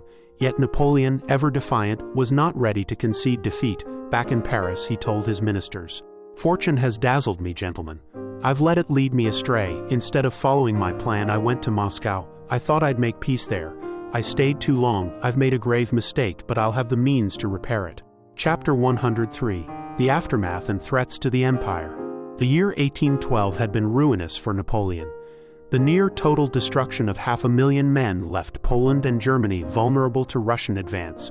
Some voices in St. Petersburg advised Emperor Alexander to negotiate a favorable peace with Napoleon, given the devastating losses his armies had suffered and the widespread devastation across Western Russia. Yet the French emperor, bruised but unbroken, was already plotting his next moves, determined to rebuild his forces and restore his reputation. Chapter 104. Alexander's determination and the desertion of allies. Emperor Alexander of Russia was resolved to see Napoleon crushed once and for all, to liberate Europe from his domination, and to avenge the devastation of Moscow by marching on Paris. Napoleon's alliances were crumbling.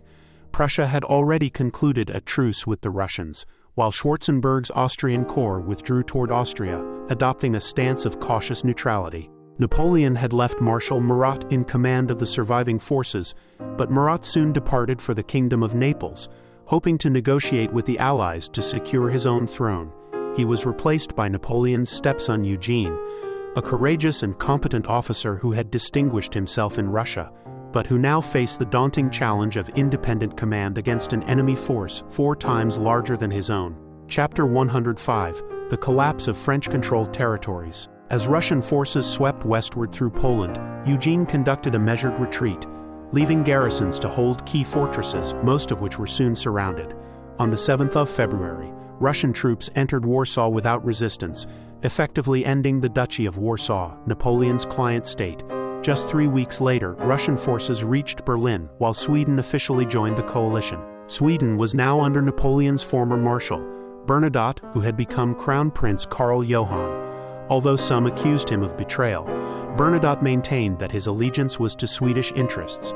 In return for Norway, taken from Denmark, and a payment of £1 million from Britain, he committed his army of 30,000 men to the newly formed Sixth Coalition. Chapter 106. Prussia declares war.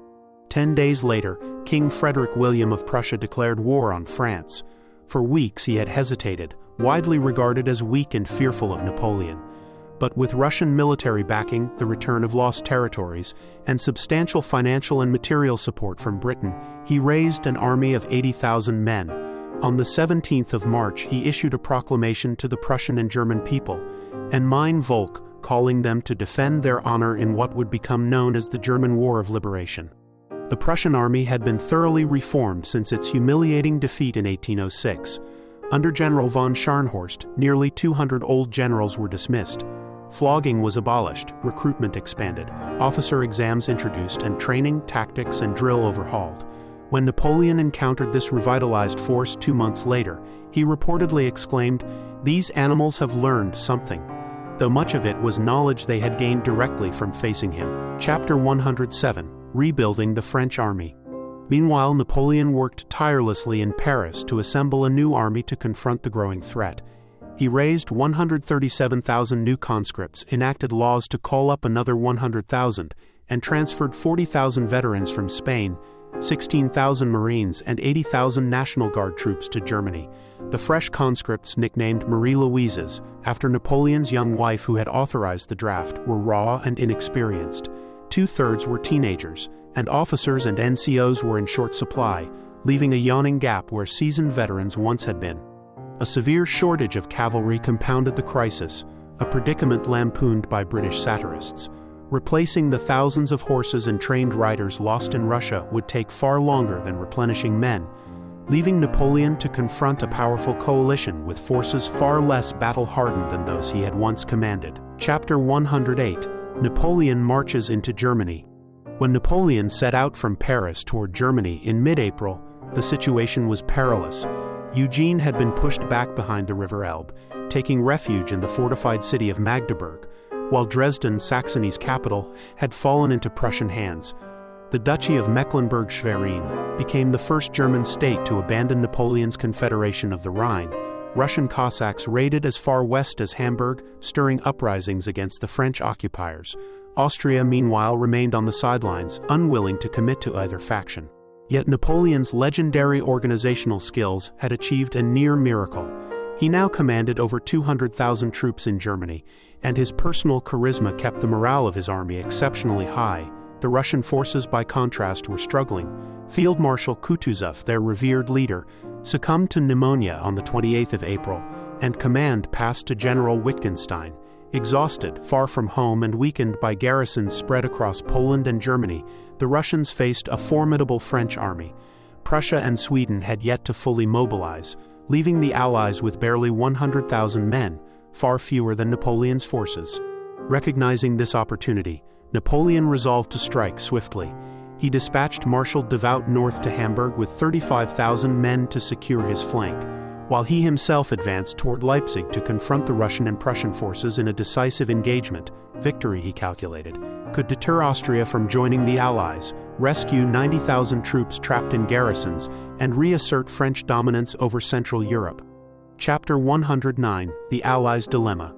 The Allied commanders faced a grave decision: either risk battle against Napoleon's superior numbers or cede Germany without resistance, potentially shattering morale and losing any hope of drawing Austria into the coalition. Opting for bold action, they decided to strike as Napoleon's army crossed the Saale River, aiming at his exposed right flank before he could consolidate his forces. However, Napoleon's chronic shortage of cavalry deprived him of reliable intelligence. On the 1st of May, Marshal Bessières, commanding the cavalry in Murat's absence, took personal charge of reconnaissance and was instantly killed by a cannonball. A tragic second loss among Napoleon's marshals following Lannes, this blow allowed the Allies to launch a surprise attack against Marshal Ney's Third Corps near Lutzen. Ney's men were forced to hold their ground under a ferocious Russian and Prussian assault. Napoleon responded with rapid redeployments, attacking the enemy flanks, and even personally rallying troops when they faltered under the weight of Prussian attacks. Chapter 110: The Battle of Lutzen. Despite being composed largely of young and inexperienced conscripts, Napoleon's soldiers fought bravely. Hours of brutal combat ensued, yet Wittgenstein failed to capitalize on his initial advantage. As French reinforcements arrived, the tide of battle shifted, compelling the Allies to disengage by dusk. Though they inflicted approximately 22,000 casualties on the French, their own losses were roughly half that number. Napoleon's ability to turn a precarious situation into a hard-won, if costly, victory reinforced both his reputation and the precariousness of his opponent's position. Yet the campaign in Germany was only beginning, and the struggle for control of the region promised to be long and bloody. Chapter 111: Pursuit and Bautzen. Among the fallen on both sides was General von Scharnhorst, mortally wounded, a significant loss for the Prussians. Napoleon's persistent shortage of cavalry, however, prevented him from turning his victory into a decisive rout. The Allies were able to withdraw in good order. Anticipating that the Prussians would retreat toward Berlin, Napoleon sent Marshal Ney in pursuit, while he pressed eastward himself. Yet the Allied forces remained cohesive, establishing a defensive line at Bautzen, intentionally close to the Austrian border. Their aim was clear: provoke Schwarzenberg into intervention and challenge Napoleon to risk violating Austrian neutrality. Neither plan came to fruition. Napoleon responded strategically. He ordered Ney to swing south, attacking the Allies' northern flank, while he prepared a frontal assault to fix their forces in place. The ensuing battle spanned 2 grueling days, as French infantry advanced steadily against stubborn Prussian and Russian lines. However, a miscommunication regarding Ney's orders caused delays, allowing the Allies to slip away from Napoleon's carefully laid trap. Despite this, the French inflicted significant damage, though the Allies remained formidable and inflicted heavier casualties than they suffered. The pursuit exacted a personal toll on Napoleon. On the following day, General Dürrech, Grand Marshal of the Palace and Napoleon's closest surviving confidant, was killed in a freak accident. A cannonball rebounded off a tree and struck him down. His agonizing death profoundly affected the emperor, yet the campaign pressed on. Napoleon continued toward Breslau, continually hampered by his lack of seasoned cavalry. Marshal Oudinot was dispatched north to seize Berlin, but von Bülow's Prussian corps held firm at Luckau, halting his advance. Chapter 112: The Armistice of Plaswitz. By the 2nd of June, both armies were exhausted, stretched to their limits. Unexpectedly, neutral Austria proposed a ceasefire. Napoleon, recognizing the opportunity, agreed. The Armistice of Plaswitz would last over 2 months, a period dominated by intense diplomatic maneuvering and strategic reorganization on both sides. Napoleon used this respite to address the critical deficiency that had hindered him, rebuilding his cavalry. Without it, his ability to pursue and decisively crush the Allies had been repeatedly frustrated. Equally important was the political dimension. Napoleon sought to maintain Austria's neutrality, wary that Emperor Francis I might otherwise commit 200,000 troops to the coalition. Personal ties added complexity. Francis I was now Napoleon's father-in-law, following his 1810 marriage to Marie-Louise. The armistice allowed Napoleon to regroup, replenish his forces, and prepare for the renewed confrontation that would inevitably decide the fate of Germany. Chapter 113, Metternich's mission to Dresden. Austrian Foreign Minister Clemens von Metternich, already emerging as one of Europe's most powerful statesmen, now took center stage in 1813. Metternich aimed for peace, seeking to restore Austria as a dominant European power, which meant keeping Napoleon in check, but not crushing him, to prevent Russia from gaining excessive influence. In June, he traveled to Dresden to negotiate with Napoleon, warning that if the emperor refused to compromise, Austria would join the Allies. Napoleon, however, outright rejected all Metternich's demands. He refused to return the Illyrian provinces, refused to agree to Poland's repartition, and would not dismantle the Confederation of the Rhine. Infuriated, Napoleon famously threw his hat to the ground. Metternich cautioned, "Peace and war lie in your Majesty's hands. Today you can still make peace, tomorrow it may be too late." But Napoleon, determined and proud, chose war over what he called a humiliating peace. Chapter 114, Austria enters the war and the Trachenberg Plan. On the 12th of August 1813, Austria formally entered the Sixth Coalition and declared war on France, tipping the balance of power. The Allies now held a 3-2 numerical advantage and unveiled the Trachenberg Plan. They would avoid direct battles with Napoleon himself, recognizing his legendary military genius, and instead focus on attacking his marshals, threatening French flanks, and gradually wearing down the French army, until the decisive moment to strike arrived. Over the following months, Britain provided unprecedented material support. £8 million in silver and gold, 200 cannons with transport, 120,000 firearms, 18 million rounds of ammunition, 23,000 barrels of gunpowder, 30,000 swords and sabers, 150,000 uniforms, 175,000 pairs of boots, 1.5 million pounds of beef, biscuits and flour, and 28,000 gallons of rum and brandy. In total, British aid to the coalition in 1813 was valued at £11.3 million, roughly $500 million today. Chapter 115, Napoleon's troubles and the defeat at Vittoria. Meanwhile, Napoleon transformed Dresden into a vital supply depot and rebuilt his cavalry. Though it was a shadow of its former glory, Murat returned to lead the cavalry after his secret overtures to the Allies had failed. But disaster struck elsewhere. News reached Napoleon that King Joseph had suffered a crushing defeat against Wellington's Anglo-Spanish-Portuguese forces at the Battle of Vittoria. Napoleon quickly dispatched Marshal Soult, one of his most capable commanders, to salvage the situation and prevent further losses. Chapter 116. On the 15th of August, Napoleon left Dresden to confront what he viewed as the most urgent threat: the combined Prussian-Russian army of Silesia under General Gebhard von Blücher, soon nicknamed Marshal Vorwärts for his relentless aggression. Blücher, however, adhered to the Trachenberg Plan, retreating strategically upon learning of Napoleon's approach. At the same time, Marshal Street-Seer, commanding 20,000 men in Dresden, reported that Schwarzenberg's massive army of Bohemia was advancing, threatening the city and its critical supplies. Napoleon responded decisively. He left Marshal MacDonald to monitor Blücher, raced back to Dresden, and dispatched Vandame's First Corps to disrupt Schwarzenberg's lines of communication.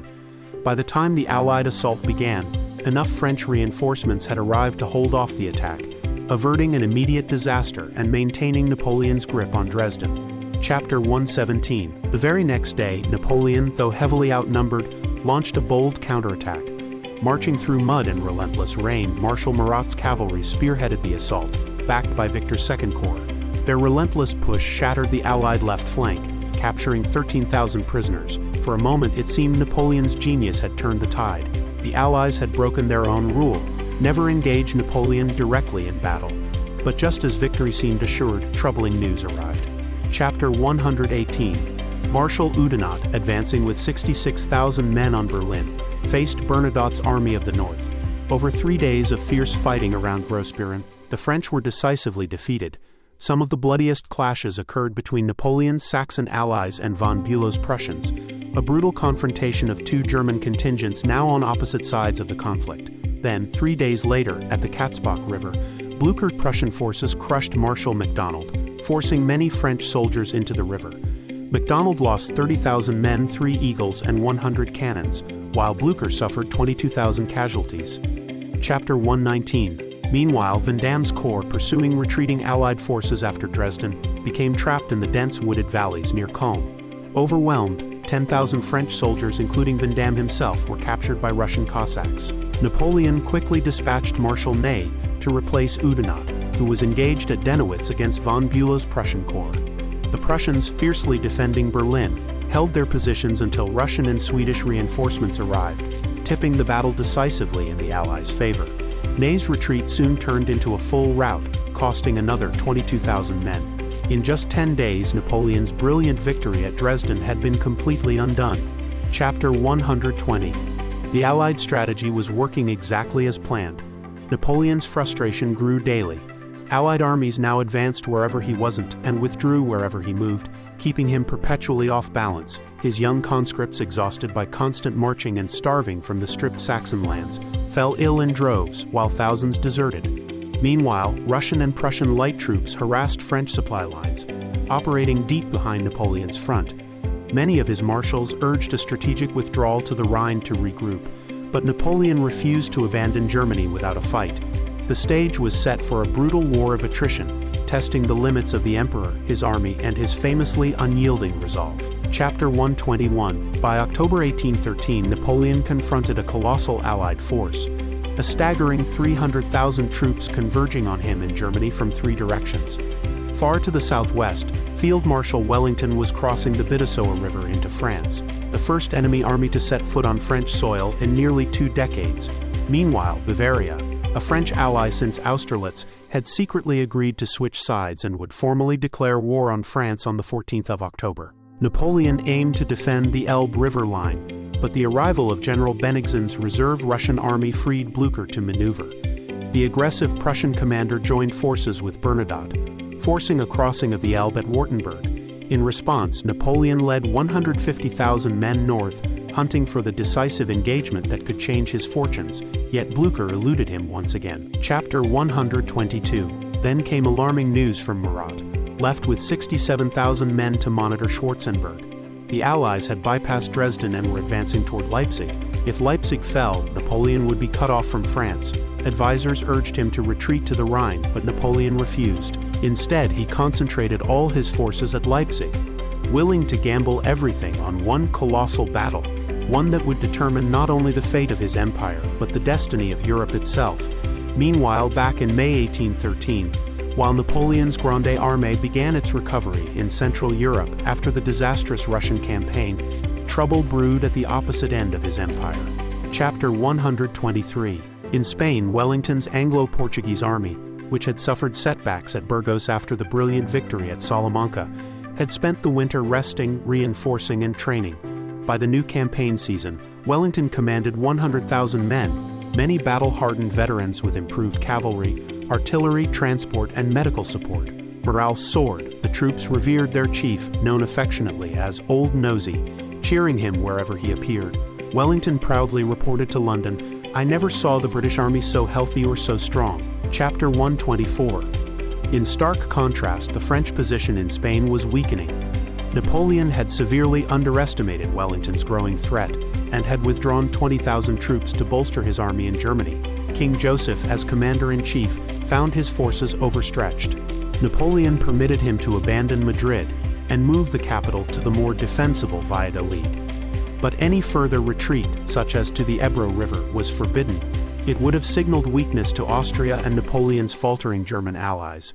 With concern and tension, Joseph and his chief of staff, Marshal Jourdan, braced for Wellington's offensive. The British general's strategy was to advance in 2 wings, converge at Toro, and strike decisively against Joseph's army. In the south, Murray's Anglo-Sicilian Spanish contingent had just repelled Marshal Suchet at Costalla. securing a key defensive victory. Chapter 125. Murray was now set to launch a diversionary landing along the Mediterranean coast, timed to coincide with Wellington's main advance. The goal: prevent Marshal Suchet from sending reinforcements north to support the French front. Wellington had also counted on substantial support from Spanish regular forces, over which he had nominal command since November 1812. Yet the Spanish Cortes in Cadiz remained deeply divided, with lingering suspicion toward British intentions. The reality was that Wellington would receive only a few reliable Spanish divisions for direct support. Chapter 126. Fortunately for Wellington, the guerrilla networks had grown stronger, better armed, and more organized than ever. They were operating across a broad swath of Spain, tying down French forces and liberating territory. In Valencia, El Fraile had effectively wrested large areas from French control. Espo y Mina captured major towns in Navarre and kept General Clausel's Army of the North occupied. Meanwhile, Juan Martín Díaz, famously known as El Empecinado, harried French troops near Madrid, keeping them off balance and stretched thin. Chapter 127. On the 22nd of May, Wellington bade farewell to Portugal and commenced his advance into Spain. 4 days later, he reached Salamanca. Linking up with the northern wing of his army under Sir Thomas Graham, Joseph and Jourdan anticipated that Wellington's main thrust would come from Salamanca and so prepared to defend the Douro River line. But Graham's rapid maneuver north of the river outflanked the French before they could react. Forcing an immediate retreat, through a series of brilliant marches, Wellington continued to threaten the French right flank, compelling Joseph to fall back further. Chapter 128. Wellington's army moved along small roads and mountain tracks that the French had dismissed as impassable, but his Spanish allies had informed him otherwise. With British naval support, he also switched his supply base from Lisbon to Santander, drastically shortening his supply lines. Another strategic feat the French believed impossible. At the Ebro River, the French once again found themselves outflanked, retreating further to Vitoria. Here, Joseph decided to make a stand. The Zadorra River valley west of the city offered a seemingly strong defensive position. Chapter 129. Expecting Wellington's attack from the west, French forces were arrayed in 3 lines. General Gauzen's Army of the South formed the front, followed by General D'Erlin's Army of the Center, and General Reille's Army of Portugal at the rear. Joseph's hope was to buy time for a massive wagon convoy east of Vitoria to escape. This convoy carried not only military supplies and the French government treasury, but also, as contemporary British cartoons mocked, the accumulated spoils of 5 years of French occupation in Spain, priceless artworks, jewels, and antiques. Joseph also expected General Clausel to arrive with 20,000 reinforcements at any moment. Chapter 130. However, thanks to the guerrillas, Wellington was better informed about Clausel's movements than Joseph himself. Realizing that Clausel could not reach Vitoria before the 22nd of June, Wellington made the bold decision to strike first. On the 21st of June, he launched his attack, setting in motion one of the most decisive confrontations of the Peninsular War, where French hopes of holding northern Spain would be tested to their limits. Chapter 131. The day before the battle, French patrols spotted enemy troop movements to the north. In response, Reille's troops were repositioned to protect the army's lines of communication. One division, however, was sent to escort part of the wagon convoy back to France. A puzzling decision that reduced the army by 4,000 men on the very eve of combat.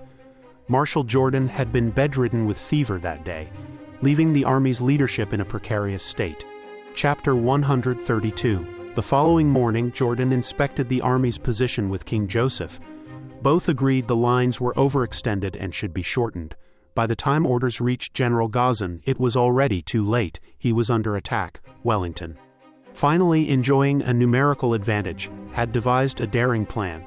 4 columns would attack along a 10-mile front, with Graham's left-hand column threatening Joseph's line of retreat. It was a bold strategy, with the potential to trap and annihilate the French, but its success depended entirely on timing and coordination. Chapter 133. Luckily for Wellington, the French had not destroyed the bridges over the Zadorra River, which could also be crossed at several fords. At 8 a.m., General Hill's column launched the first attack on the French right. British and Spanish troops climbed the western heights of Puebla, driving off French skirmishers and forcing Gauzen to divert reinforcements to his left flank. Hill's forces captured the village of Subiana, though French artillery and counterattacks stalled any further advance. Jourdan, convinced this was the main assault, continued sending reinforcements from the center to the left, exactly what Wellington wanted. Chapter 134. By 11 a.m., Wellington was growing impatient, waiting for the other columns to move. Lord Dalhousie's 7th Division, leading the center-left column, was delayed in the mountains, while Graham's flanking maneuver in the east had started cautiously. Seeing the approaching enemy, General Rail withdrew across the Zadorra River, prompting Graham to advance. Colonel Longa's Spanish division moved on Durana, held by pro-Joseph troops, and fierce fighting erupted in the village streets. Meanwhile, British and Portuguese forces attacked Gamarra Major, engaging in brutal urban combat with French defenders. The 4th King's Own and 47th Lancashire regiments drove the French from the village, but could not cross its heavily defended bridge. Chapter 135. Around noon, a Spanish peasant informed Wellington that the bridge at Tres Puentes was completely unguarded. Seizing the opportunity, he ordered Kempt's elite light infantry to dash across and establish a bridgehead. Dalhousie's 7th Division was still delayed, testing Wellington's patience. General Picton, commander of the famously temperamental fighting 3rd Division, refused to wait any longer. Impatient, he ordered his men forward, charging across the Mendoza Bridge and a nearby ford, driving back the light French defenses and securing a critical foothold in the enemy lines. Chapter 136. General Gazan, pinned on his left at Subiana, now faced the threat of being outflanked on his right.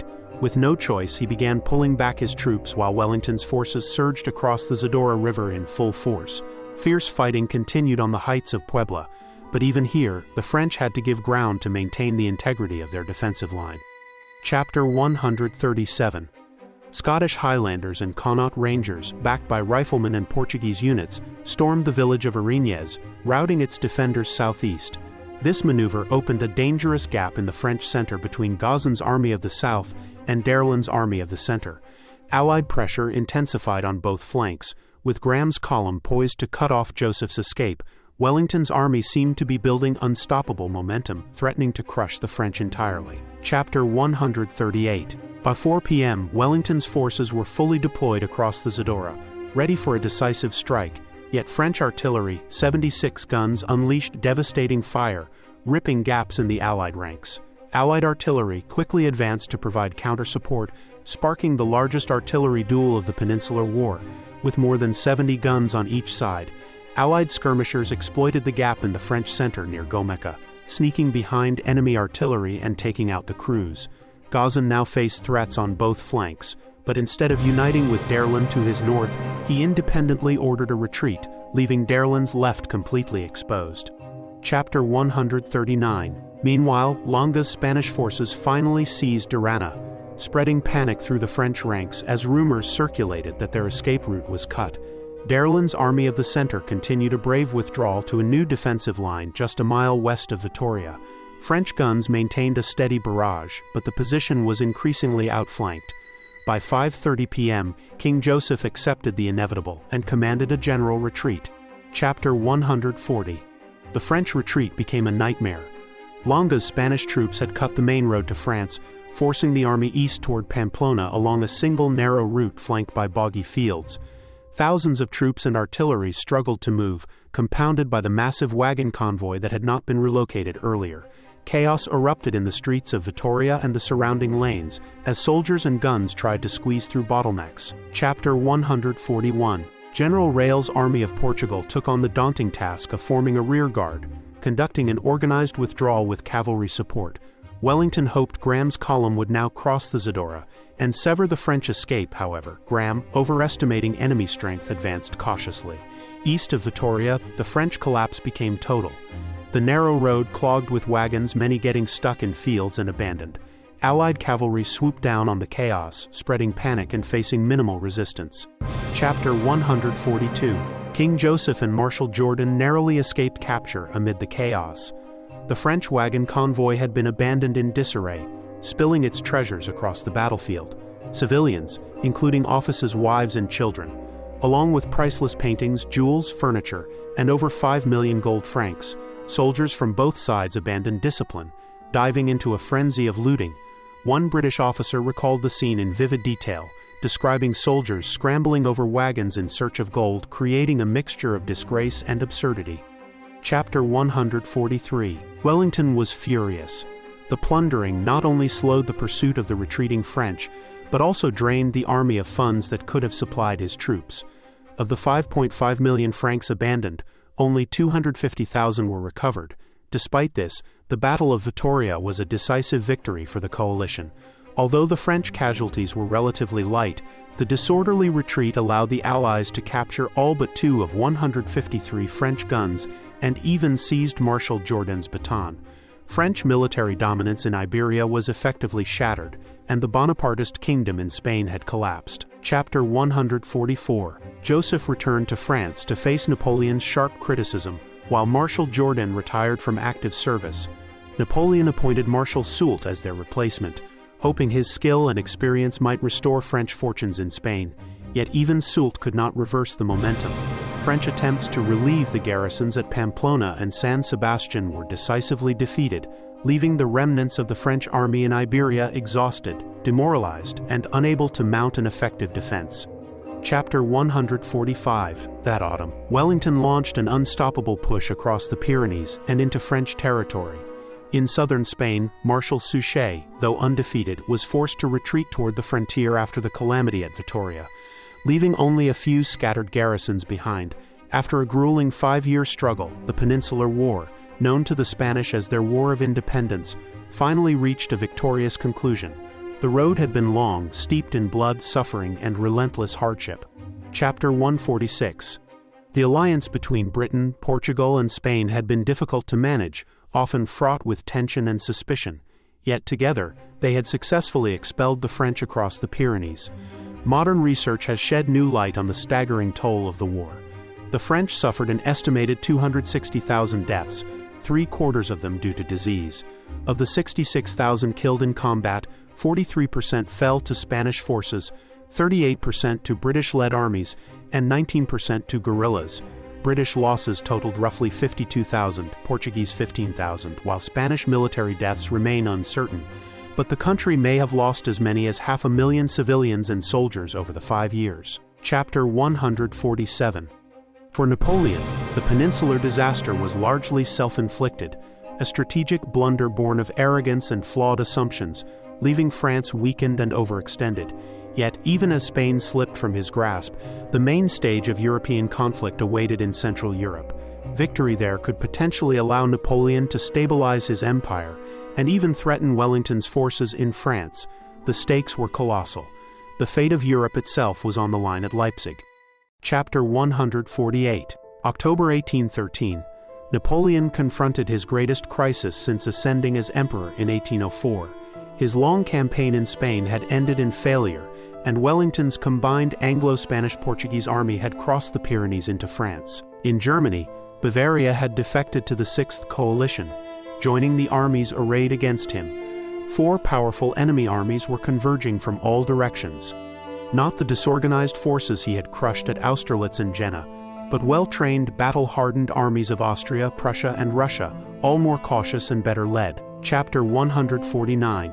The coalition's largest force, the Army of Bohemia, was commanded by Austrian Field Marshal Prince Schwarzenberg. It was a massive mixed Austrian-Russian-Prussian army, 194,000 men supported by 790 guns. To the north, Blücher's Army of Silesia and Bernadotte's Army of the North, under the former French Marshal, now Crown Prince of Sweden, totaled 130,000 men with 536 guns. To the southeast, Bennigsen's Army of Poland, besieging Dresden, added 34,000 men and 135 guns. Altogether, the coalition fielded 360,000 men and 1,500 guns, with Russian troops forming the bulk of the force. Chapter 150. A unique addition to Bernadotte's Army of the North was a British rocket artillery troop, armed with experimental Congreve rockets. Though wildly inaccurate, these early rockets carried high-explosive warheads capable of devastating damage at close range, an ominous new element on the battlefield that Napoleon would soon face. Chapter 151. Around Leipzig, Napoleon's forces were heavily outnumbered, almost 2-1, yet the Grande Armée still boasted 200,000 men and 700 guns. A formidable force, with many seasoned soldiers and veteran commanders, though increasingly bolstered by inexperienced conscripts. Beyond these numbers, another 140,000 men were effectively unavailable. General Rapp's 10th Corps remained trapped in Danzig. Marshal Streetsier's 1st Corps was besieged in Dresden. Marshal Devout's 13th Corps held Hamburg, and several smaller garrisons across Germany and Poland were isolated. Chapter 152. Napoleon himself was positioned about 20 miles north of Leipzig with the main body of his army. Marshal Murat, with 90,000 men, covered the southern approach, 40 miles away. Napoleon resolved to quickly join forces with Murat, aiming to achieve a temporary numerical superiority against Schwarzenberg before Blücher and Bernadotte could arrive. Murat, initially ordered to conduct a fighting retreat northward, became embroiled at Liebertwolkwitz in one of Europe's largest cavalry engagements. Some 12,000 horsemen clashed, with Murat personally at risk of capture by Prussian dragoons. The skirmish ended as a minor coalition victory, costing around 2,000 casualties on each side. Chapter 153. By the next day, Napoleon arrived to take command in person. By the 16th of October, most of his army was concentrated south of Leipzig. Schwarzenberg, despite Russian advice, had positioned his forces on both sides of the Pleiss River, a choice that would later restrict his maneuverability during the battle. Napoleon entrusted the northern sector to Marshal Ney, instructing him to monitor Blücher and Bernadotte. However, Napoleon expected the northern armies to arrive only a day later, so Ney was told to move most of his troops south to engage Schwarzenberg. Chapter 154. Schwarzenberg, however, was aware that Blücher and Bernadotte were closer than Napoleon suspected, and Bennigsen was marching from Dresden. All three coalition armies were converging, presenting overwhelming numerical superiority. Yet their command structure was cumbersome. Unlike Napoleon's centralized system, Schwarzenberg had to coordinate three separate armies from different states, while also seeking approval from Emperor Alexander, the supreme commander. He had to manage relations with the King of Prussia and the Emperor of Austria, all present at headquarters. Chapter 155. The agreed coalition plan called for General Wittgenstein's corps to advance in 4 main columns, supported by 2 Austrian flanking attacks west of the Pleiss. At 8 a.m., a bombardment began as Russian, Austrian, and Prussian infantry advanced across cold, muddy fields. Russian troops seized Wachau initially, but French artillery prevented further progress. Victor's 2nd Corps counterattacked, reclaiming the village with bayonets. Wachau changed hands multiple times that morning, foreshadowing the brutal small-scale village fighting that would dominate Leipzig. Chapter 156. At Markkleeberg, Kleist's Prussian 2nd Corps expelled Polish defenders after fierce combat. Meanwhile, Merveldt's Austrian 2nd Corps struggled across broken terrain to assault heavily defended villages on the left bank of the Pleiss.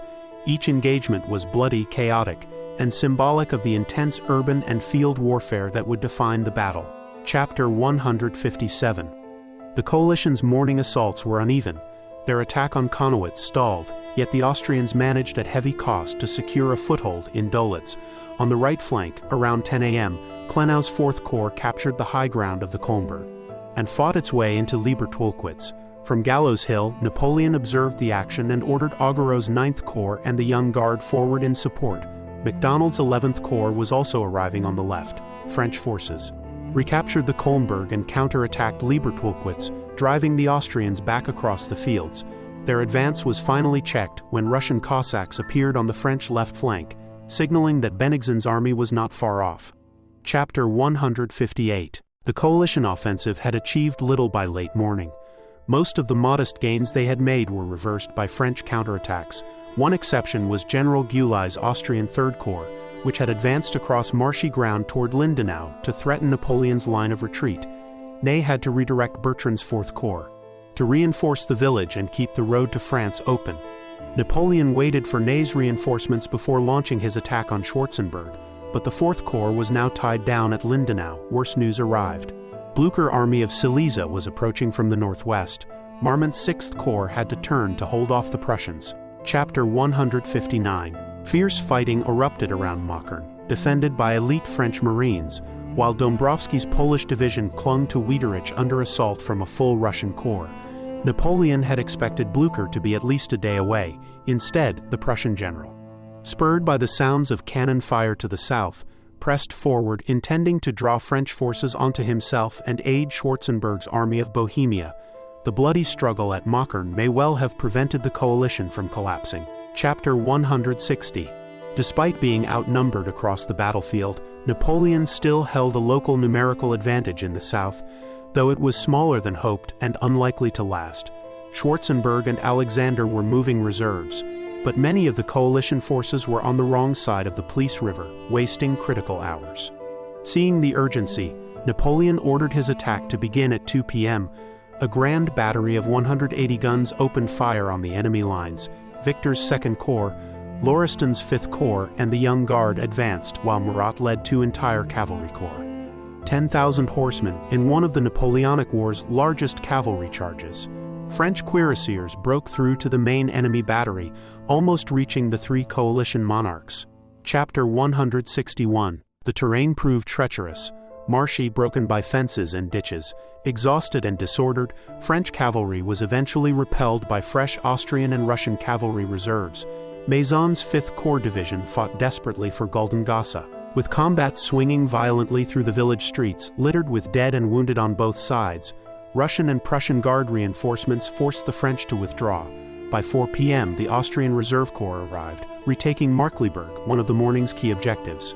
Chapter 162. By 5 p.m., it was evident Napoleon lacked sufficient reserves to achieve a decisive breakthrough in the south. In the north, Markern was stubbornly held by French Marines with devastating close-range artillery support. Nonetheless, York's Prussian Corps pressed the attack. Marshal Marmont, despite being wounded twice, remained in command. Finally, a brilliant charge by Prussian hussars triggered a French rout. Markern fell and Marmont's corps streamed back toward Leipzig. Chapter 163. As dusk fell around 6 p.m., fighting subsided across the battlefield. The first day of the battle had inflicted an estimated 25,000 casualties on the French and at least 30,000 on the coalition. Napoleon had come close to success, but had failed to deliver a decisive blow. The window for victory was beginning to close. Chapter 164. Reinforcements and firepower. Napoleon sent Friant's division of the Guard to bolster Probsttheda's defenses. To the north, Bernadotte's forces finally engaged the battle fully. Marmont had concentrated 137 artillery pieces around Schönfeld, bombarding Russian lines, while Bernadotte responded with 200 guns of his own. The battlefield became littered with dead and wounded, as the overwhelming artillery fire prevented either side from making significant advances. Chapter 165. The collapse at Paunsdorf. Around 3 p.m., von Bülow's Prussian Corps, supported by Austrian Jaegers and a small British rocket unit, assaulted Paunsdorf. Reynier's 7th Corps was unable to resist, and an hour later about 3,000 Saxon troops defected and surrendered. The Saxons, disillusioned with the French, sought an end to the long war that had devastated their homeland. Guard cavalry quickly filled the gap left by the Saxons, but the relentless coalition forces pressed onward.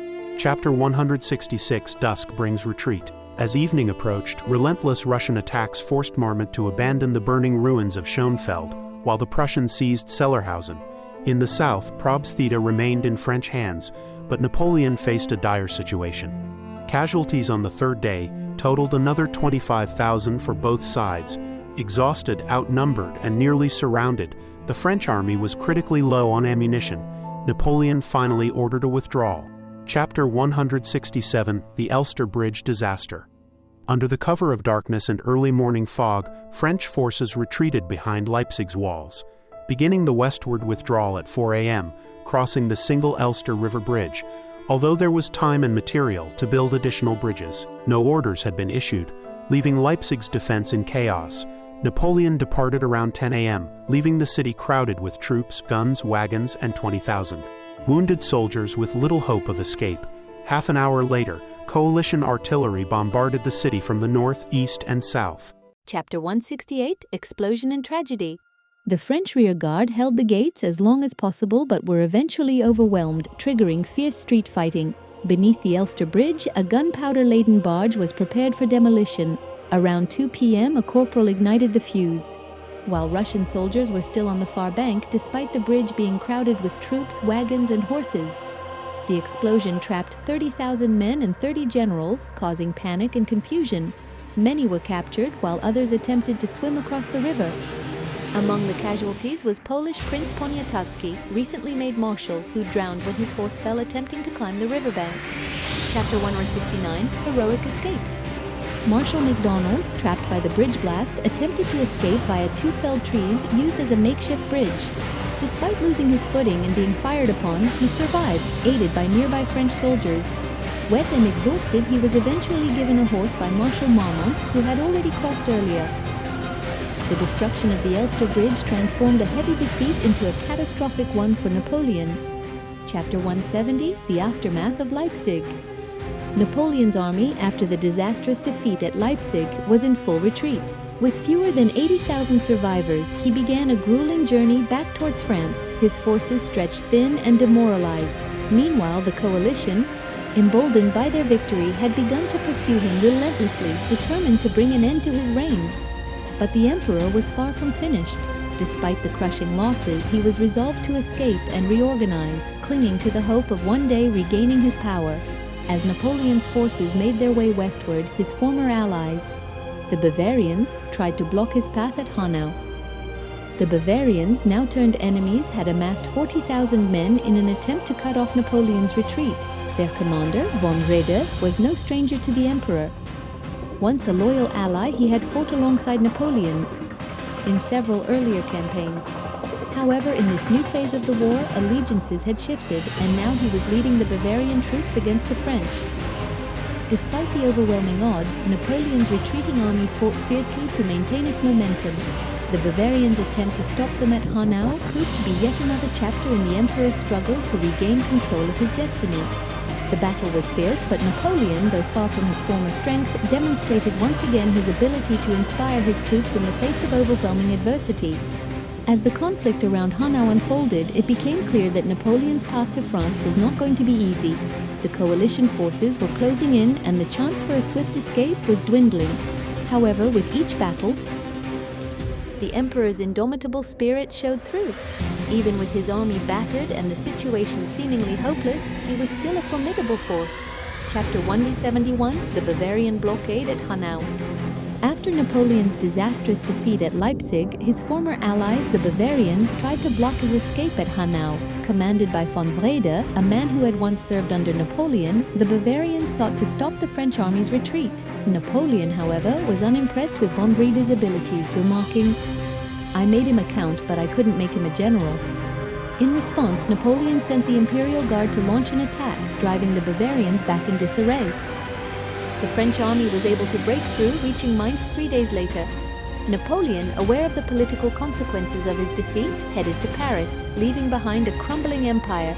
Chapter 172, The Fall of the Confederation of the Rhine. While Napoleon fought to salvage what remained of his position, the dissolution of the Confederation of the Rhine on November 4th marked the collapse of a major part of his European influence. Several of its former members turned against France, joining the coalition. Meanwhile, in the Illyrian provinces, uprisings fueled by local revolts, Austrian invasions, and British naval support pushed the French out of the region. In Italy, Eugene's forces were steadily pushed back by von Hiller's Austrian army. Napoleon's empire was unraveling, and his position was becoming increasingly desperate. Chapter 173, Desperate Measures in France. In an attempt to stabilize the situation, Napoleon enacted a series of extreme measures in France. He doubled property taxes, suspended state salaries and pensions, and conscripted 300,000 new soldiers, even though the country had already been drained by 20 years of warfare. To shore up his position in Italy, Napoleon had Pope Pius released from French house arrest, and he agreed to free Fernando, the Bourbon King of Spain, despite knowing Spain was incapable of honoring the deal. These moves came far too late, however, as the coalition powers continued to advance. Chapter 174, The Coalition Advances. By January 1814, the situation had worsened. The armies of the Sixth Coalition crossed the Rhine into France, with Blücher's army of Silesia and Schwarzenberg's army of Bohemia leading the charge. Napoleon, with only 70,000 men at his disposal, now faced overwhelming odds: 4 coalition troops for every French soldier. Many of his conscripts were inexperienced, lacking even basic military equipment. Yet Napoleon was determined to fight back, and his smaller army allowed him to exercise direct command of his forces. Chapter 175, the Battle of Brienne. Napoleon's first major engagement in the defense of France took place near Brienne. Napoleon had learned that part of Blucher's army was stationed nearby and hoped to trap and destroy it. He advanced rapidly, engaging in fierce fighting. Both sides suffered heavy casualties, with 3,000 men lost in a single day. Despite his efforts, Blucher managed to retreat towards Schwarzenberg's forces. That evening, Napoleon narrowly escaped death when a Cossack charged him, only to be saved by General Gourgaud's timely shot. Chapter 176, the surprise attack at La Rotière. After the retreat from Brienne, Napoleon continued to track Blucher's movements, hoping for another opportunity to strike. However, in early February, Blucher, now reinforced by Schwarzenberg, launched a surprise attack at La Rotière. The battle took place under swirling snow as Allied forces advanced against the French positions. French conscripts, many of them raw and untrained, held their ground, but the pressure was overwhelming. Napoleon was soon facing multiple flanks of attack. And as Bavarian Corps from Riede joined in, he had no choice but to retreat. The French suffered 5,000 casualties, and Napoleon was forced to abandon 73 guns, which were left behind in the thick mud of the battlefield. Chapter 177, a critical shift, the Allies split. The Allies' frontal attacks had inflicted heavy losses on both sides, but their victory marked a turning point. Napoleon had been defeated on French soil for the first time. Believing he would now retreat to Paris, the Allies divided their armies. Blucher would march along the northern route through the Marne, while Schwarzenberg would follow the Seine. But this division played straight into Napoleon's hands. After 2 days of regrouping, Napoleon learned of the split and seized the opportunity. Chapter 178, the French counterattack begins. Napoleon, with just 30,000 men, swiftly advanced through rain and mud, aiming to take advantage of the Allies' scattered forces. His first strike was against General Olsufiev's Russian 9th Corps at Champaubert, annihilating it and taking its commander, and 2,000 men prisoner. The next day, Napoleon struck again, targeting General Ostensaken's force near Montmirail.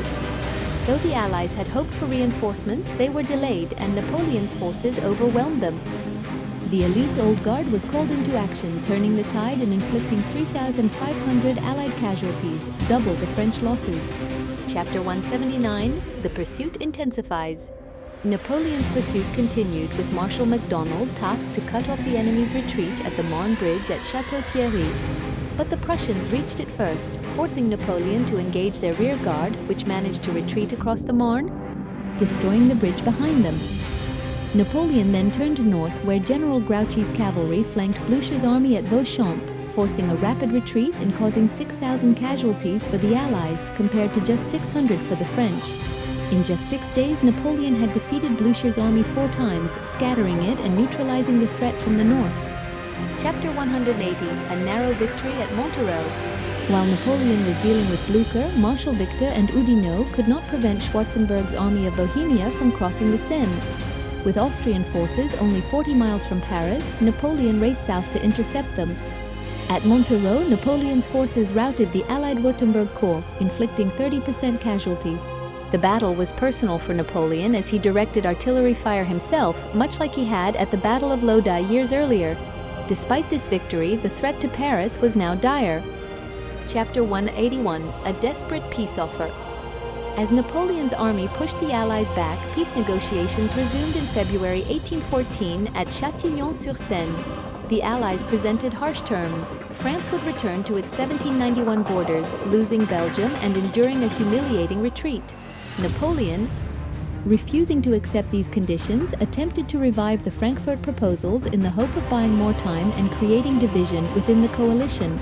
But British Foreign Secretary Lord Castlereagh thwarted his efforts, and on March 1st, the Allies signed the Treaty of Chaumont, solidifying their unity against Napoleon. Chapter 182, the collapse of French resistance. By the end of February, news from across France was grim. French cities like Nancy, Dijon, and Mâcon had fallen without a fight. In the south, Wellington defeated Marshal Soult at Orthez, and Bordeaux declared allegiance to the Bourbons. Napoleon's hope for a nation in arms was failing, as French peasants, exhausted and demoralized, lacked the will to resist the advancing Allies. Meanwhile, Cossack troops looted and terrorized the countryside. The French populace, weary of war, longed for peace at any price. Chapter 183, The Last Stand at Laon. Napoleon continued to focus on Blücher, who had resumed his march toward Paris. Napoleon moved rapidly, covering 60 miles in 3 days despite the terrible roads. He almost had Blücher trapped at the Aisne River, but a surrender at Soissons allowed Blücher to escape. At Craonne, Napoleon fought stubborn Russian troops, eventually forcing them to retreat at a heavy cost of 6,000 casualties. But when Napoleon reached Laon, Blücher had concentrated a force of 98,000, twice Napoleon's size. Despite Napoleon's best efforts, he was repulsed with heavy losses, including many irreplaceable veterans from his guard. Chapter 184, The Fall of Reims and the Southern Front. In the south, Schwarzenberg had resumed his advance and retook Troyes. Napoleon, undeterred by his loss at Laon, began marching south to face this new threat. He retook the city of Reims after a swift assault, routing the Russian corps and mortally wounding General Saint-Priest. However, Schwarzenberg's forces were still advancing, and Napoleon now had to split his attention between two fronts, with danger closing in from both the south and the north. Chapter 185, The Battle of Arcus-sur-Aube. Schwarzenberg, emboldened by Napoleon's recent setbacks, decided to stand and fight at Arcus-sur-Aube. Napoleon, convinced that the Allies were only retreating, was shocked to find himself facing 80,000 soldiers with only 28,000 of his own. Desperate fighting ensued, with Napoleon exposing himself to enemy fire, even losing his horse to an exploding shell. At the end of the second day, Napoleon was forced to order a retreat. The battle had taken its toll, and Napoleon's army was growing weaker by the day. Chapter 186, Talleyrand's Betrayal and Paris. As Napoleon sought to shift his strategy, Talleyrand, once a key ally, now worked behind the scenes to undermine him. Writing to the Russian emperor, he informed him that Paris was ready to fall, and the city's defenses had been neglected. This information reached the Allies, prompting them to march on Paris without delay. Meanwhile, Napoleon, in the midst of another forced retreat, was unaware that the situation in the capital had drastically worsened. Chapter 187, The Surrender of Paris. On March 30th, the Allies launched their assault on Paris from the north. After a fierce battle, the city's defenders, including Marshal Marmont, were overwhelmed. Faced with inevitable defeat, Marmont agreed to surrender Paris to the Allies, sparing the city from further destruction. Napoleon, just 15 miles away, was devastated when he learned of the fall of Paris. The emperor had lost his capital, and the political situation had reached a breaking point. Chapter 188, The End of the Empire. On April 4th, Napoleon's hopes were dashed further when Marshal Marmont surrendered his entire corps to the Allies. This, combined with the Allies' pressure, led Napoleon to finally abdicate on April 6th. He renounced his throne and accepted exile on the island of Elba. Though he tried to take his own life, Napoleon survived and began his journey into exile. The Napoleonic Wars, which had ravaged Europe for over a decade, seemed to be coming to an end, with an estimated 2 to 3 million lives lost. But Napoleon's story was far from over. His exile would only last 10 months before he returned to France for one last campaign. If you're fascinated by the rise and fall of one of history's greatest leaders, don't forget to like, subscribe, and hit the bell icon for more stories about Napoleon's life and battles. Share your thoughts in the comments below. Can Napoleon's final campaign truly be considered his last stand? Let us know.